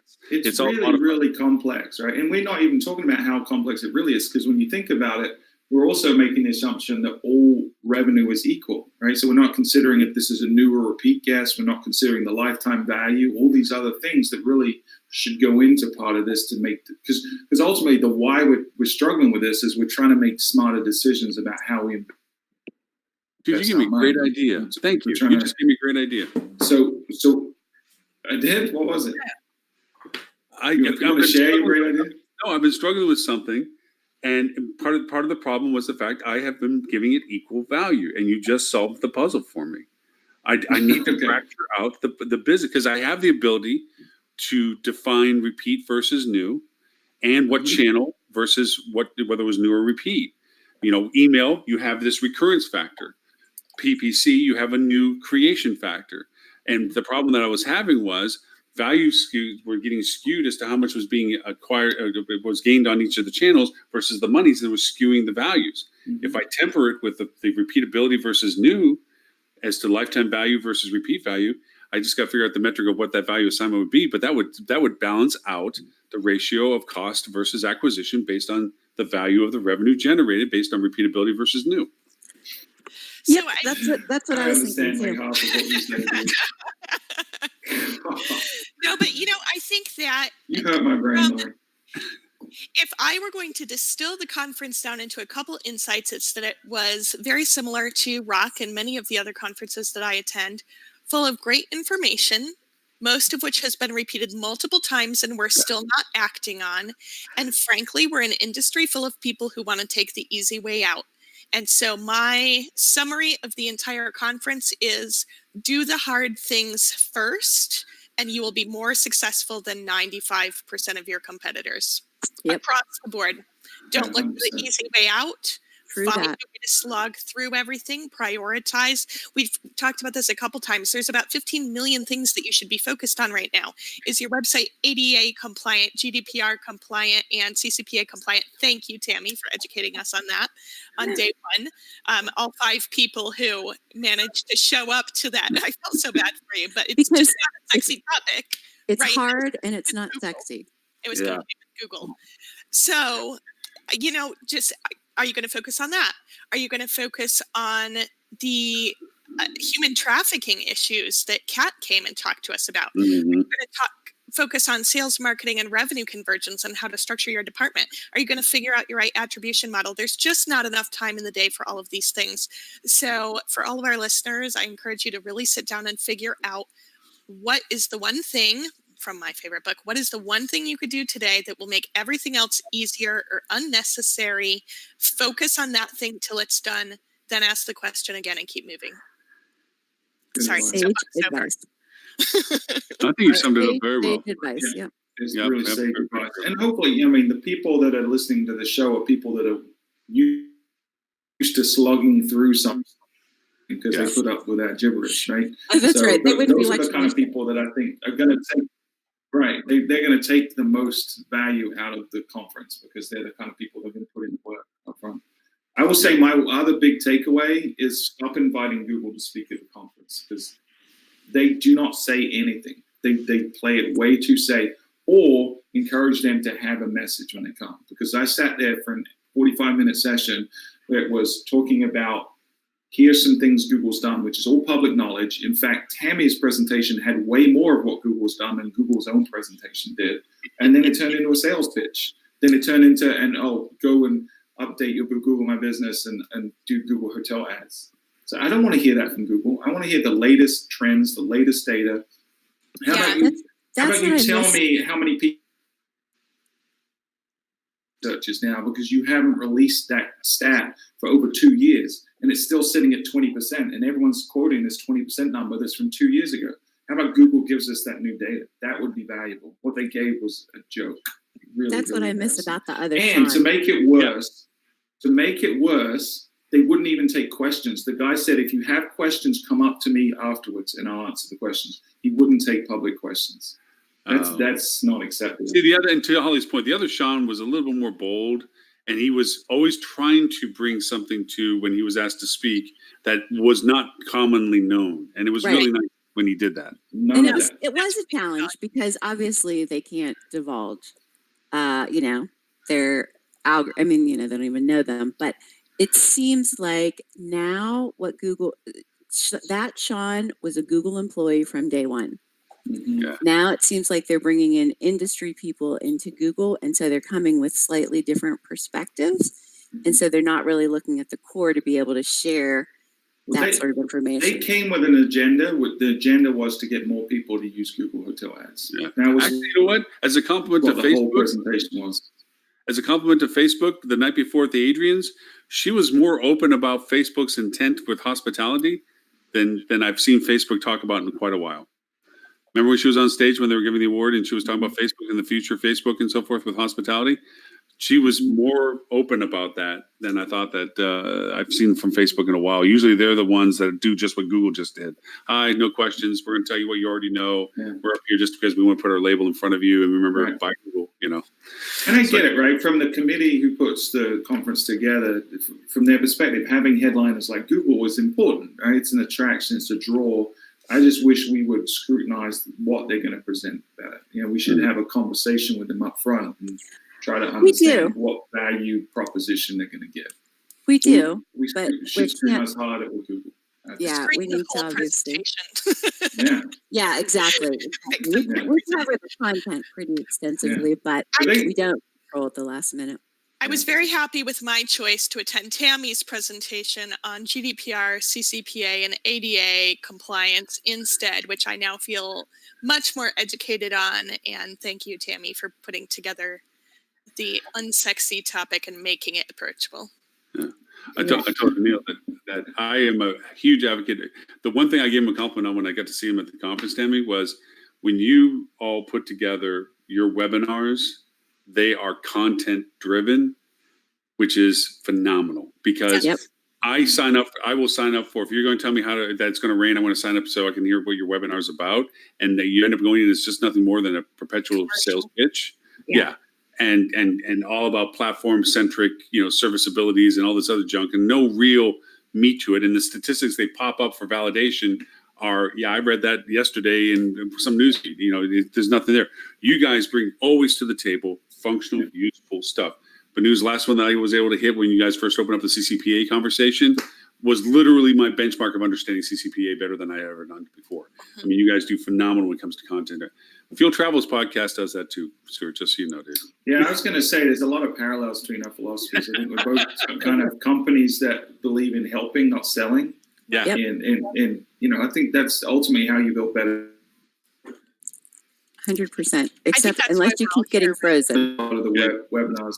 Yeah. I know. Poor Stuart keeps freezing up. Well, I told Stuart at the conference too, and I'm a little behind in my podcast listening, but he did a great one a few weeks back now, but on gift cards and why hotels should have gift cards. And I still haven't had a chance to listen to the booking engine one.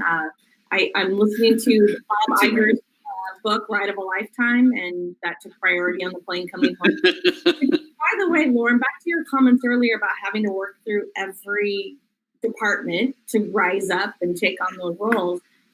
One of the things I was thinking about in Bob's book, he took over ABC Entertainment, never having had that entertainment experience, and he talks a lot about what he did and the people under him that really helped him rise to that level. So sorry, there's always exceptions to every aspect, and there's some organizations that require.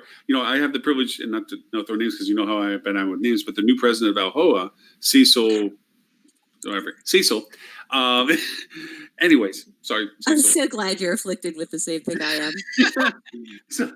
But he has no hospitality experience.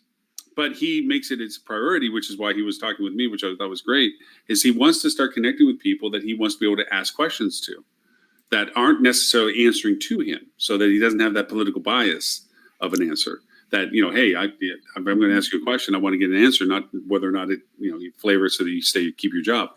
And I appreciate that about people. And that's an attribute of true leadership is if you don't have the ingrown experience of every discipline that creates the entity that you are, then at least have yourself surrounded with people that can give you the insights, knowledge, and capabilities that you need to answer and have the perspective. I mean, Ed, if he was still here, he says this all the time, that he always applauds companies that hire outside of the industry to have that perspective of bringing something fresh and different to the process. You need that perspective. So yeah, when I say I respect people that work through the entities to have a solid, that's in the logistic infrastructure category. Leadership itself, I think, has many flavors, this being one of them. But from a getting things done, you can't ask a revenue manager to revenue manage and not know what that means, or go market this, go sell this, and not know what that means. You need to have a functional awareness of the processes involved with that as well. But yeah, there are people that excel by surrounding themselves with talent. So yeah, It's much easier. Hey, speaking of which, I have to go. no. Lily, did you get my email? Just now? No, yesterday. Not yet. Look in your spam. Look in your spam because I need to make sure that you get it.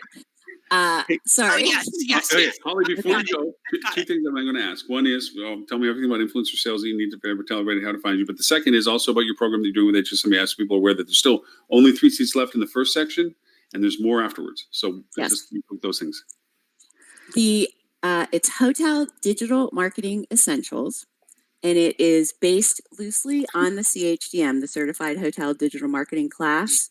You get the study guide when you sign up for this web series, but we kind of go beyond. And one of the things that's kind of interesting, we kick it off, and I'm just going to finish it up today. I'm a little bit late, with a history of the internet as it applies to hotels, which is really fun. I will share that with you guys so that you can see it.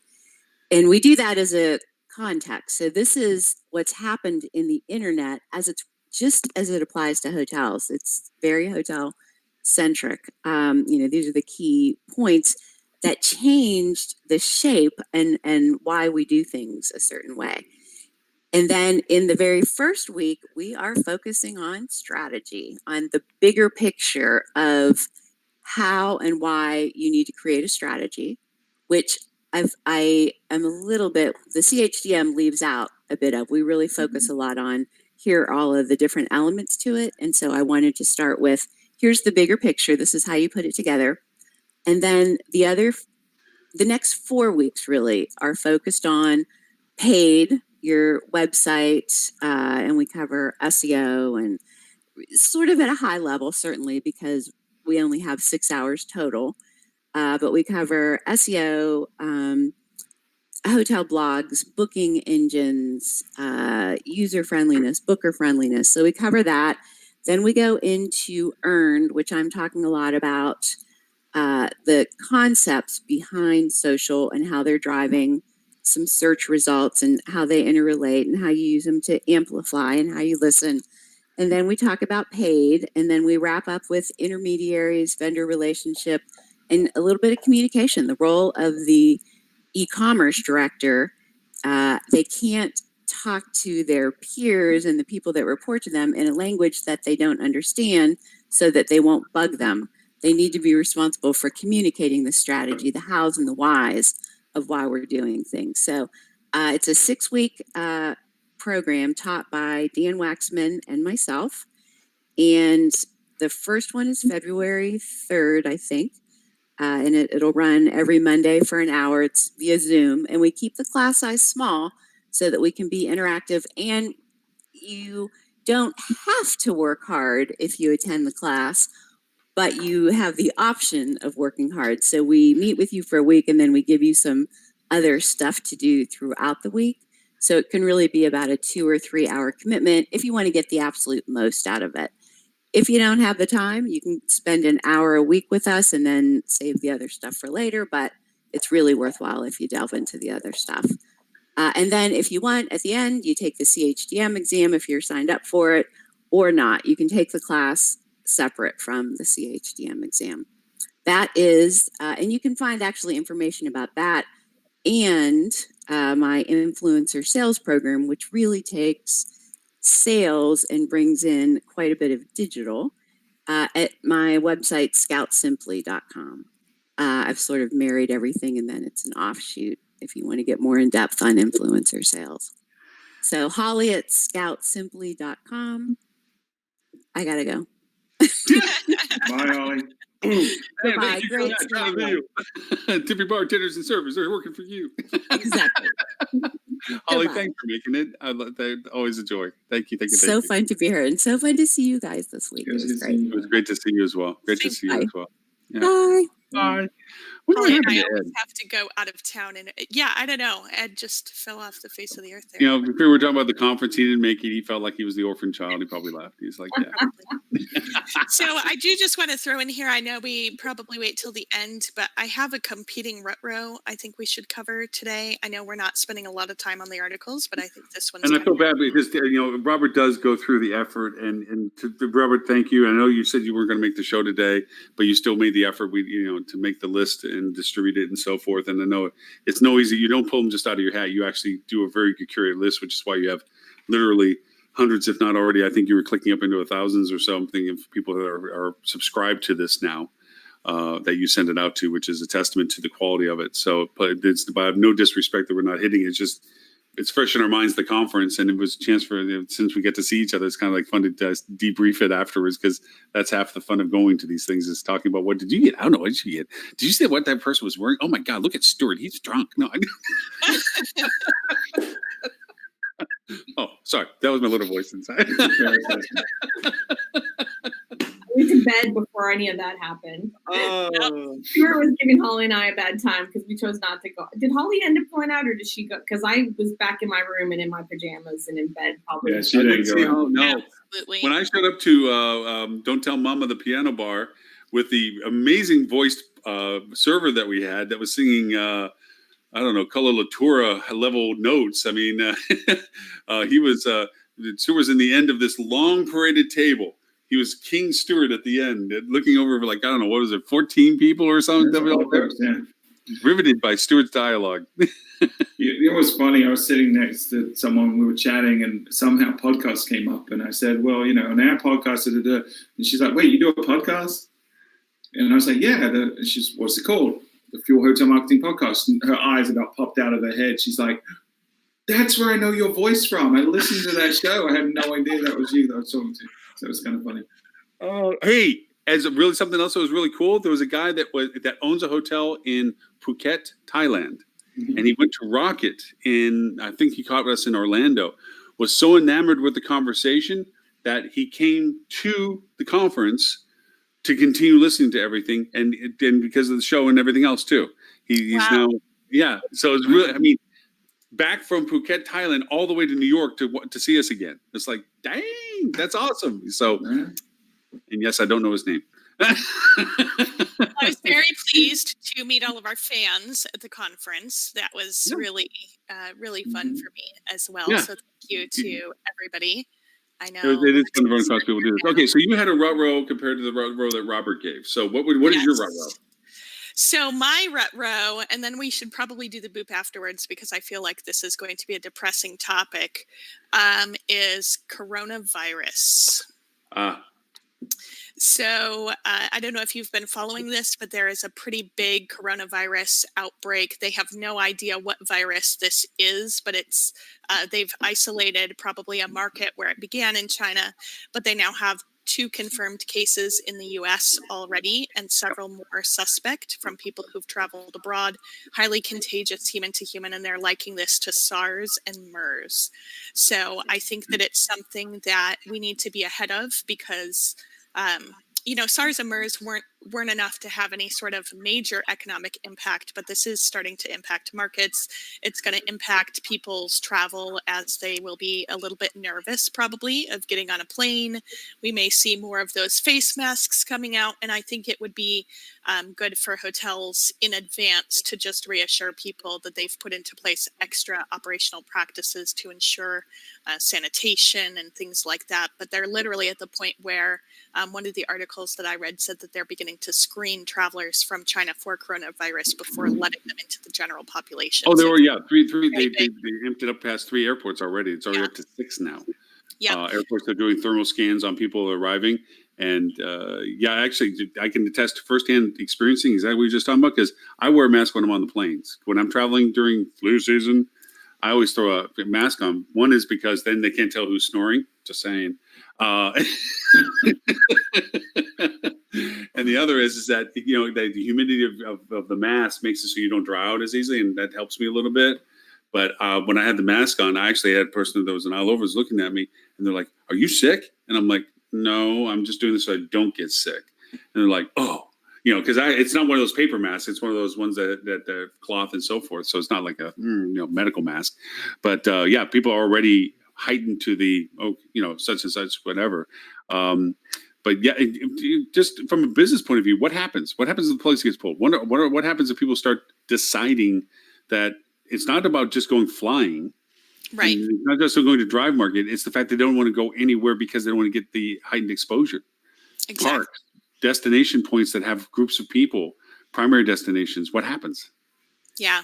So I think it's really important, especially for hotels that benefit a lot from Asian travel right now. They're going to be the hardest hit, probably. Those markets may be seeing some decline. So in the short term, in the interim, potentially focusing a little bit more on local travel, European travel, to kind of shore yourself up against a potential drop in Asian travel that we're expecting. But also beyond that, it may spread a little bit further. So having sort of a contingency plan in place. And going back to what we said earlier when we were talking about budgets and what's going to happen with the market, this is the exact kind of scenario where you need that airplane exit row strategy in place, ready to go. What are you going to do if demand suddenly falls, and how are you going to react? So if you don't already have that plan in place, I think it's really important that you get ahead of it. This has not been declared as a worldwide emergency yet, but I think realistically, we're probably all expecting that it may emerge as an international health emergency. So it's important to be ahead of it now. Well, the thing that scares me about how they're rolling this is exactly, and this is where Hollywood imitates life or life imitates Hollywood. Part of the protocol of any sort of pandemic issue is the slow, progressive, non-panicky rolling of Right. reaction, so that Exactly. it doesn't get the negative perception of fear or panic, which can create its own cascading issues. As Right. the slow, okay, we did 3 airports, then very quickly they did now 6 airports. We only have 1 case. Oh, now we have 2 cases. We have suspected case. It's and it may be all true and factual and everything else, but if we went over and turned on the TV saying all airports now have thermal scanning, nobody from China is allowed into the country. Anybody that wear a mask whenever you're in public areas, people will be like, let's go buy gas. Right, exactly. Move to the And I back. think that's why I felt that it was important to bring it up on this week's show and not kind of wait for it, because I can almost guarantee that by next week's show, there will be at least 5 confirmed cases in the US, probably more.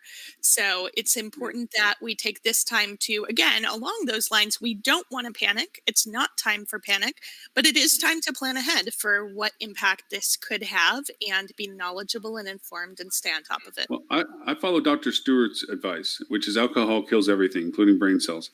So I do the medication that's Coming off like an alcoholic on this episode. I really did not drink that much. I just so Clearly enjoy missed relaxing, wherever having fun, this came from. drinking $9 bottle beer at that mama's place. I got the bill for 2 beers. I'm like, what? I didn't buy the bar.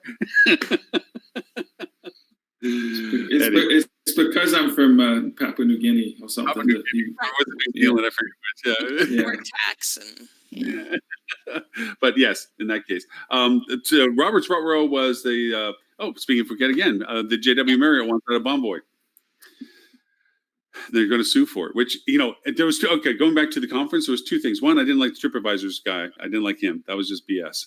I thought he was just. He had this attitude. He was doing us a favor by even being there. I don't know what it was, but he was also talking so high altitude that do you realize you're talking about a marble and not the planet, right?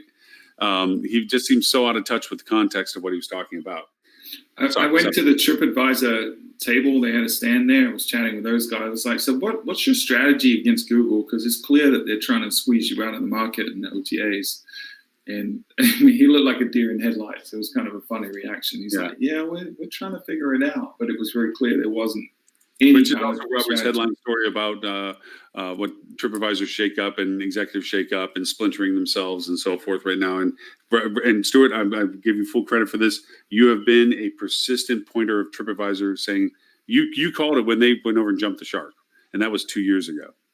You were very, very quick about pointing out how quickly when they start focusing on what made them big. They were focused on the guest, and that's what was their success. As soon as they flipped to trying to chase Wall Street, numbers, that's when they jumped the shark. Yes, yeah. It's been a long time coming for sure. Yeah, but the Rut Row for that, I guess there are fractures in even in the ivory tower that they feel like the Bomboy is not to their benefit, and yes. Having had to run hotels that were high reward program hotels, it's painful because you can't push them away, but you can't yield correctly either. And yes, if you're above 95% occupancy, you can go over and create what would be your bar, minus margin, blah, blah, blah. But still, you can't truly be all that you should be if you're constantly having to feed people by redemption.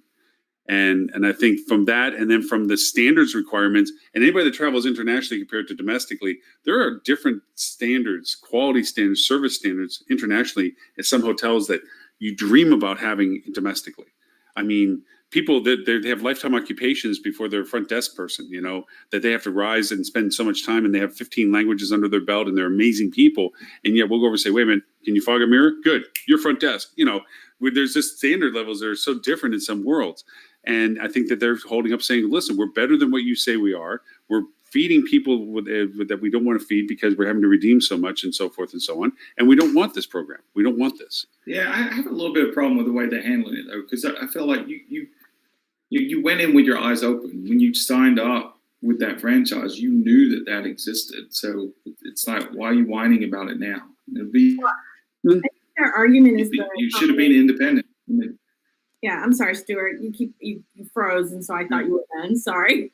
No, shut up was always good. Go for it. I'm done. I think their argument is, and I'm on the fence. I mean, I'm just reading the article now, but that with the combination of the Marriott and Starwood programs, and they've changed the rules, that's really what's led to this unhappiness and wanting out. So I agree with you, right? Like, normally it's like you went in, if you didn't go in eyes wide open, that's your fault.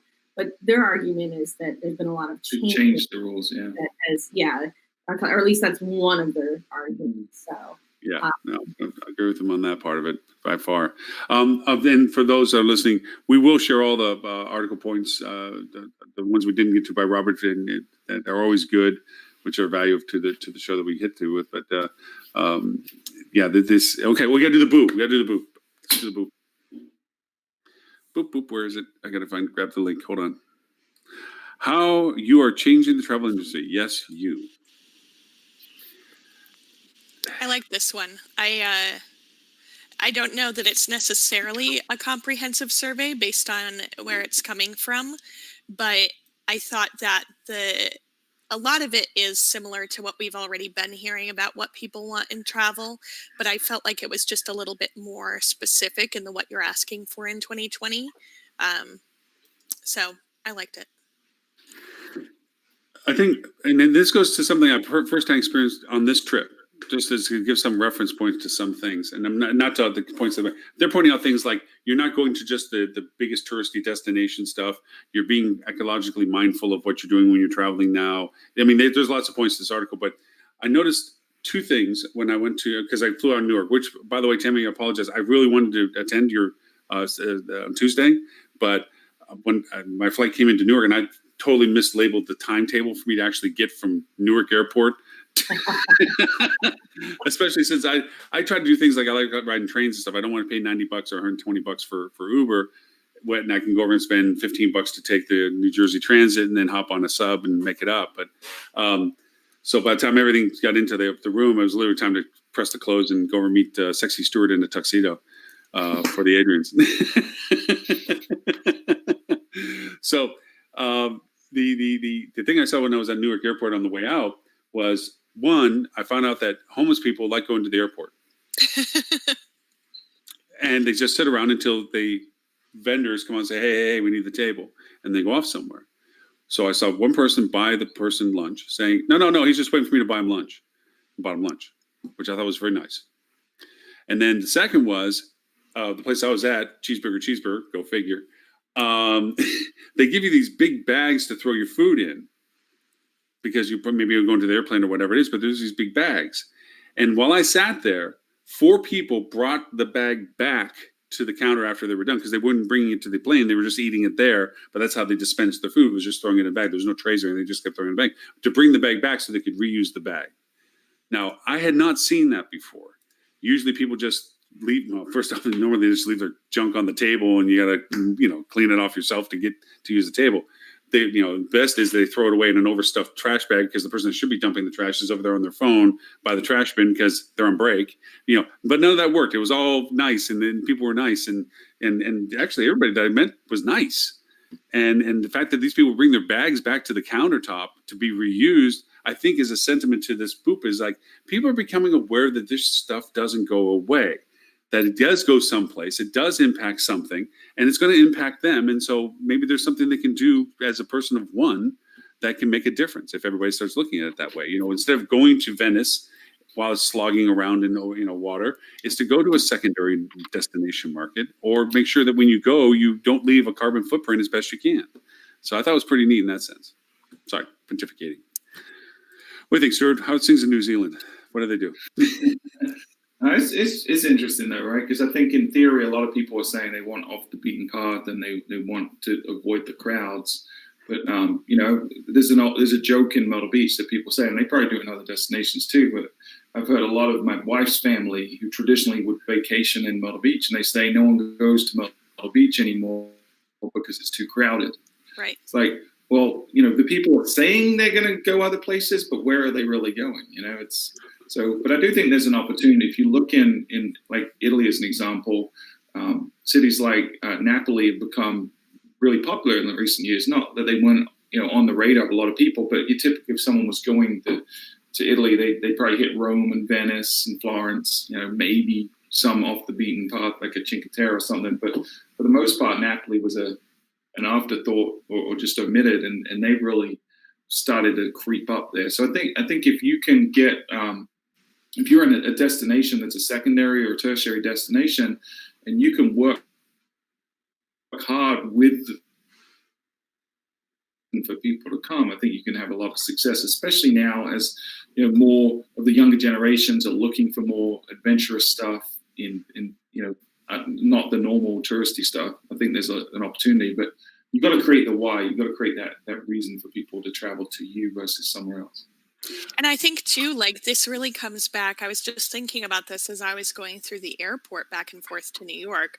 On my layovers, I have a tendency to look for fast food over anything else in the airport. And the psychological reason that I do that is I know exactly what to expect. Yep. I don't have to worry about, is it going to be the kind of barbecue sauce that I like? Is it going to be this? Is it going to be that? So even though I prefer to not eat fast food, it's what I specifically look for in an airport because it takes away some of the stress of trying to make a choice. So like your example of Myrtle Beach, Stuart, I think that there's so many choices out there that people struggle to be steered towards a new place that they haven't heard of. And at the end of the day, just end up booking what everybody else is booking because they don't even know where to start. Yeah. For sure. There's a reason McDonald's has more restaurants than any other chain, right? It's not because no one would tell you that McDonald's has the best cheeseburger in the world. Right. If they do, they need their head examined. But it's consistent. You know exactly what you're going to get. Right. Well, like the people who were sitting at the table. So remember the people from Hudson, Hudson Bay, Hudson Valley, North New York. They were talking about their marketing their marketing efforts, because they're becoming to be a destination. They're growing. That people, they're discovering this beautiful place, and they're on the top of the highest mountain or hill within it, and they're becoming this place that people want to go to.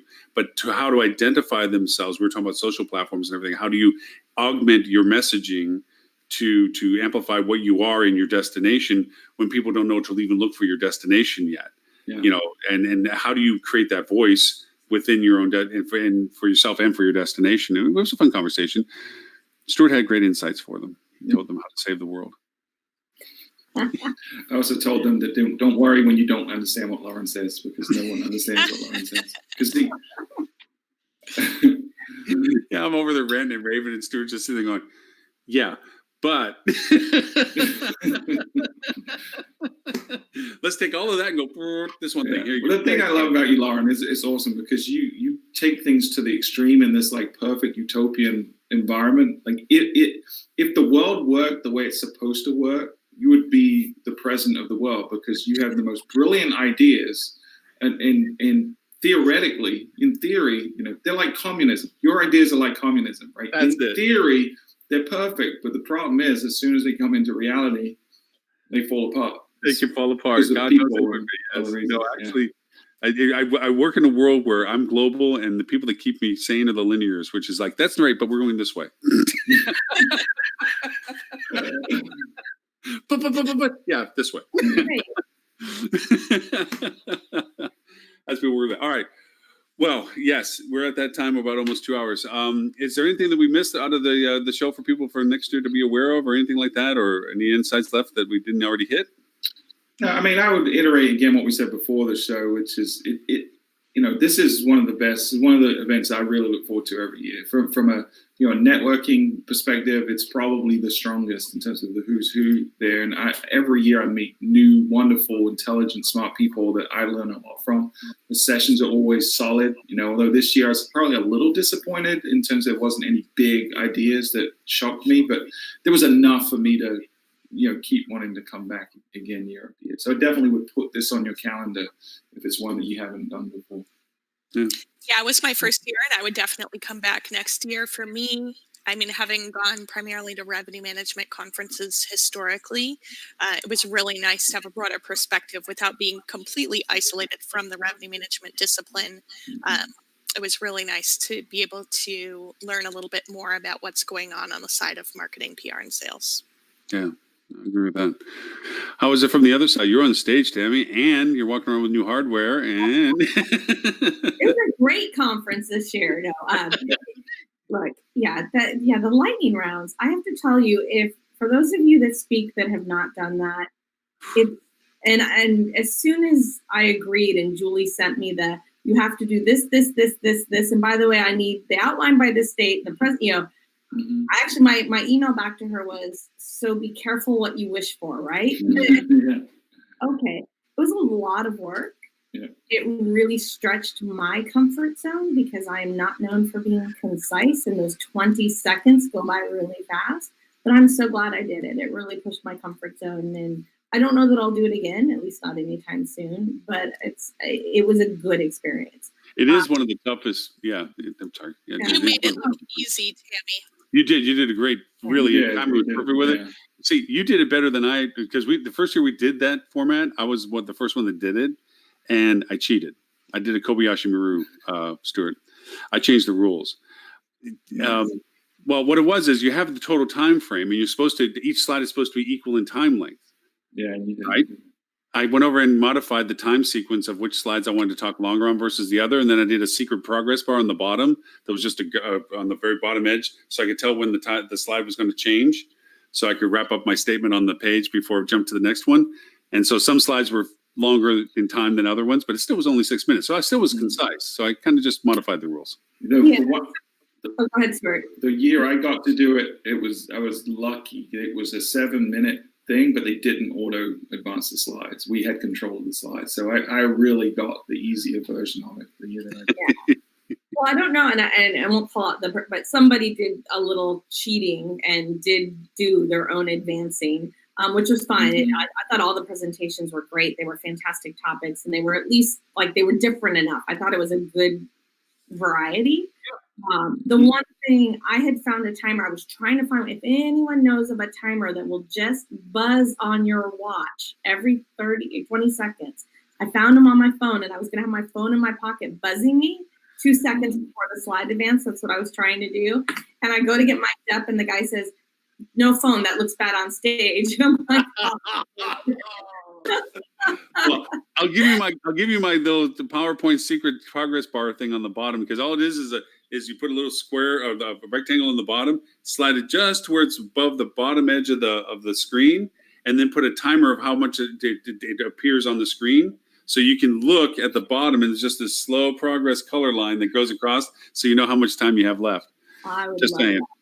I probably need some of that. I am always struggling a little bit with timing myself, so I'm not ready for the lightning round yet, because I get too excited about certain parts of my presentation, and then other times I get so excited about the next slide I forget it's on the next slide, talk about all of it. Yeah, you talk ahead. Yeah.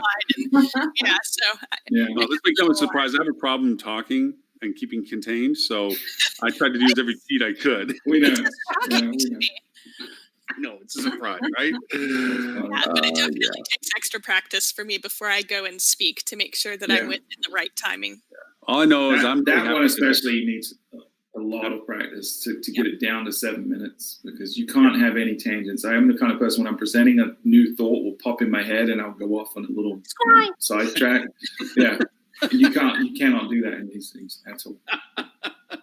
Yeah. Hey, all I know is I got to give Stuart a big old bear hug when I was there. So I was all happy. That was fun. Yeah. Highlight of the show. Yeah. All right. Well, with that in mind, Tammy, absolute joy that you popped on. Thank you so very much for making the time today. Really, honestly, and please, if you want to know more, get in contact with you, more about Milestone, where can they go and find all this kind of good, cool stuff? Yeah, so our website's milestoneinternet.com is the best place to find out. I'll also put a link here in the chat. You were talking about content, just shameless plug. We have our Top Trends webinar coming up, not next week, the week after, January 29th. So if anybody wants to come listen in, there'll be a lot of great things related to some of the stuff we talked about at the conference, but also in addition to Banu, who's our president and founder, Bill Hunt. If you don't know who he is, he's been SEO. He's a president at Back Azimuth Consulting is his company, but we're doing it through Search Engine Journal, so it'll be a pretty good webinar. Nice. But I'll put the link in there if he wants to find it. Yeah. Please keep us always informed with the webinars. I will always put you guys' webinar link on our show, always. So as we go forward, and just as they come up, if I'm not already grabbing it and throwing it up, because I always automatically try to attend any of them that you're popping up, and if I can't attend, hoping that I get to replay it anyway.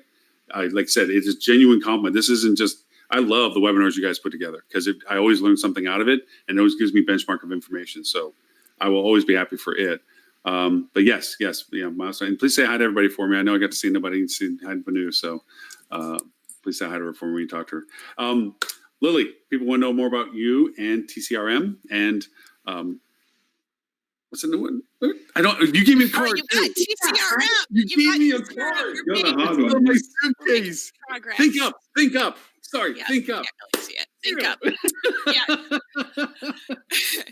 No, absolutely. So you can find me at tcrmservices.com for total customized revenue management, where we do day-to-day task force and revenue management services there. And then also our consulting division, Think Up Enterprises, where we do assessments, technology projects, etc.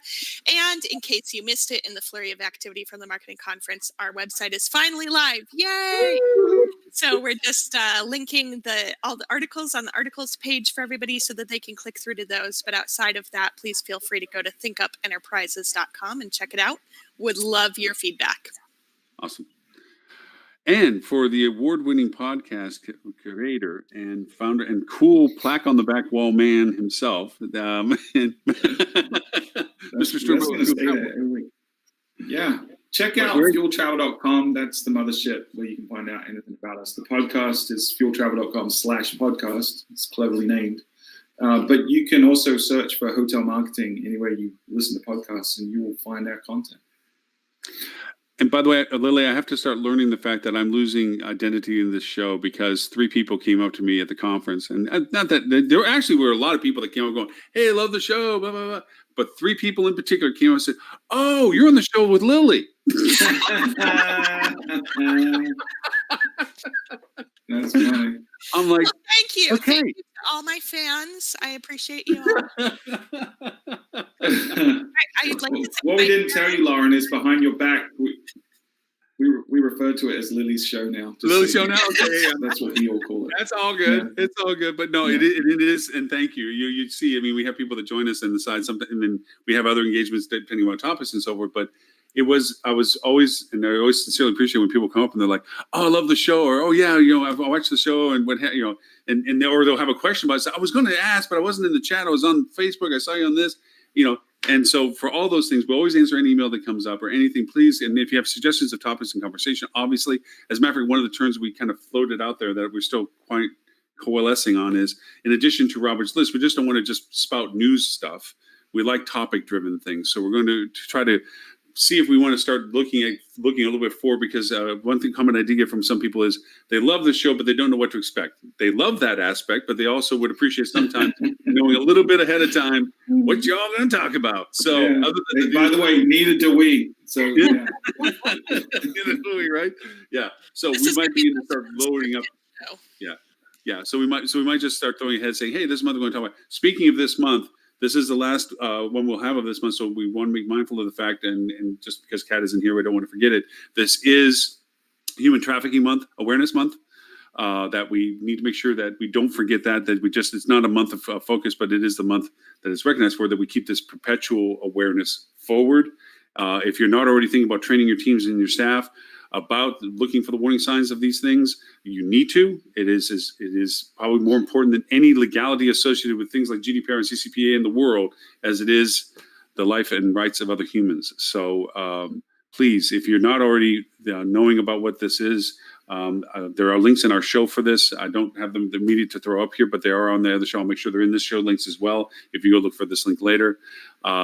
So that you can go over and find more information about how to train your staff and your team and what awarenesses are and so forth, and be mindful of that. It is critical that we always keep that we are not an unwilling contributor to that crisis. So with that in mind, not on a negative note, Can I ask you a question though, Lauren? Are we not having a show next Friday?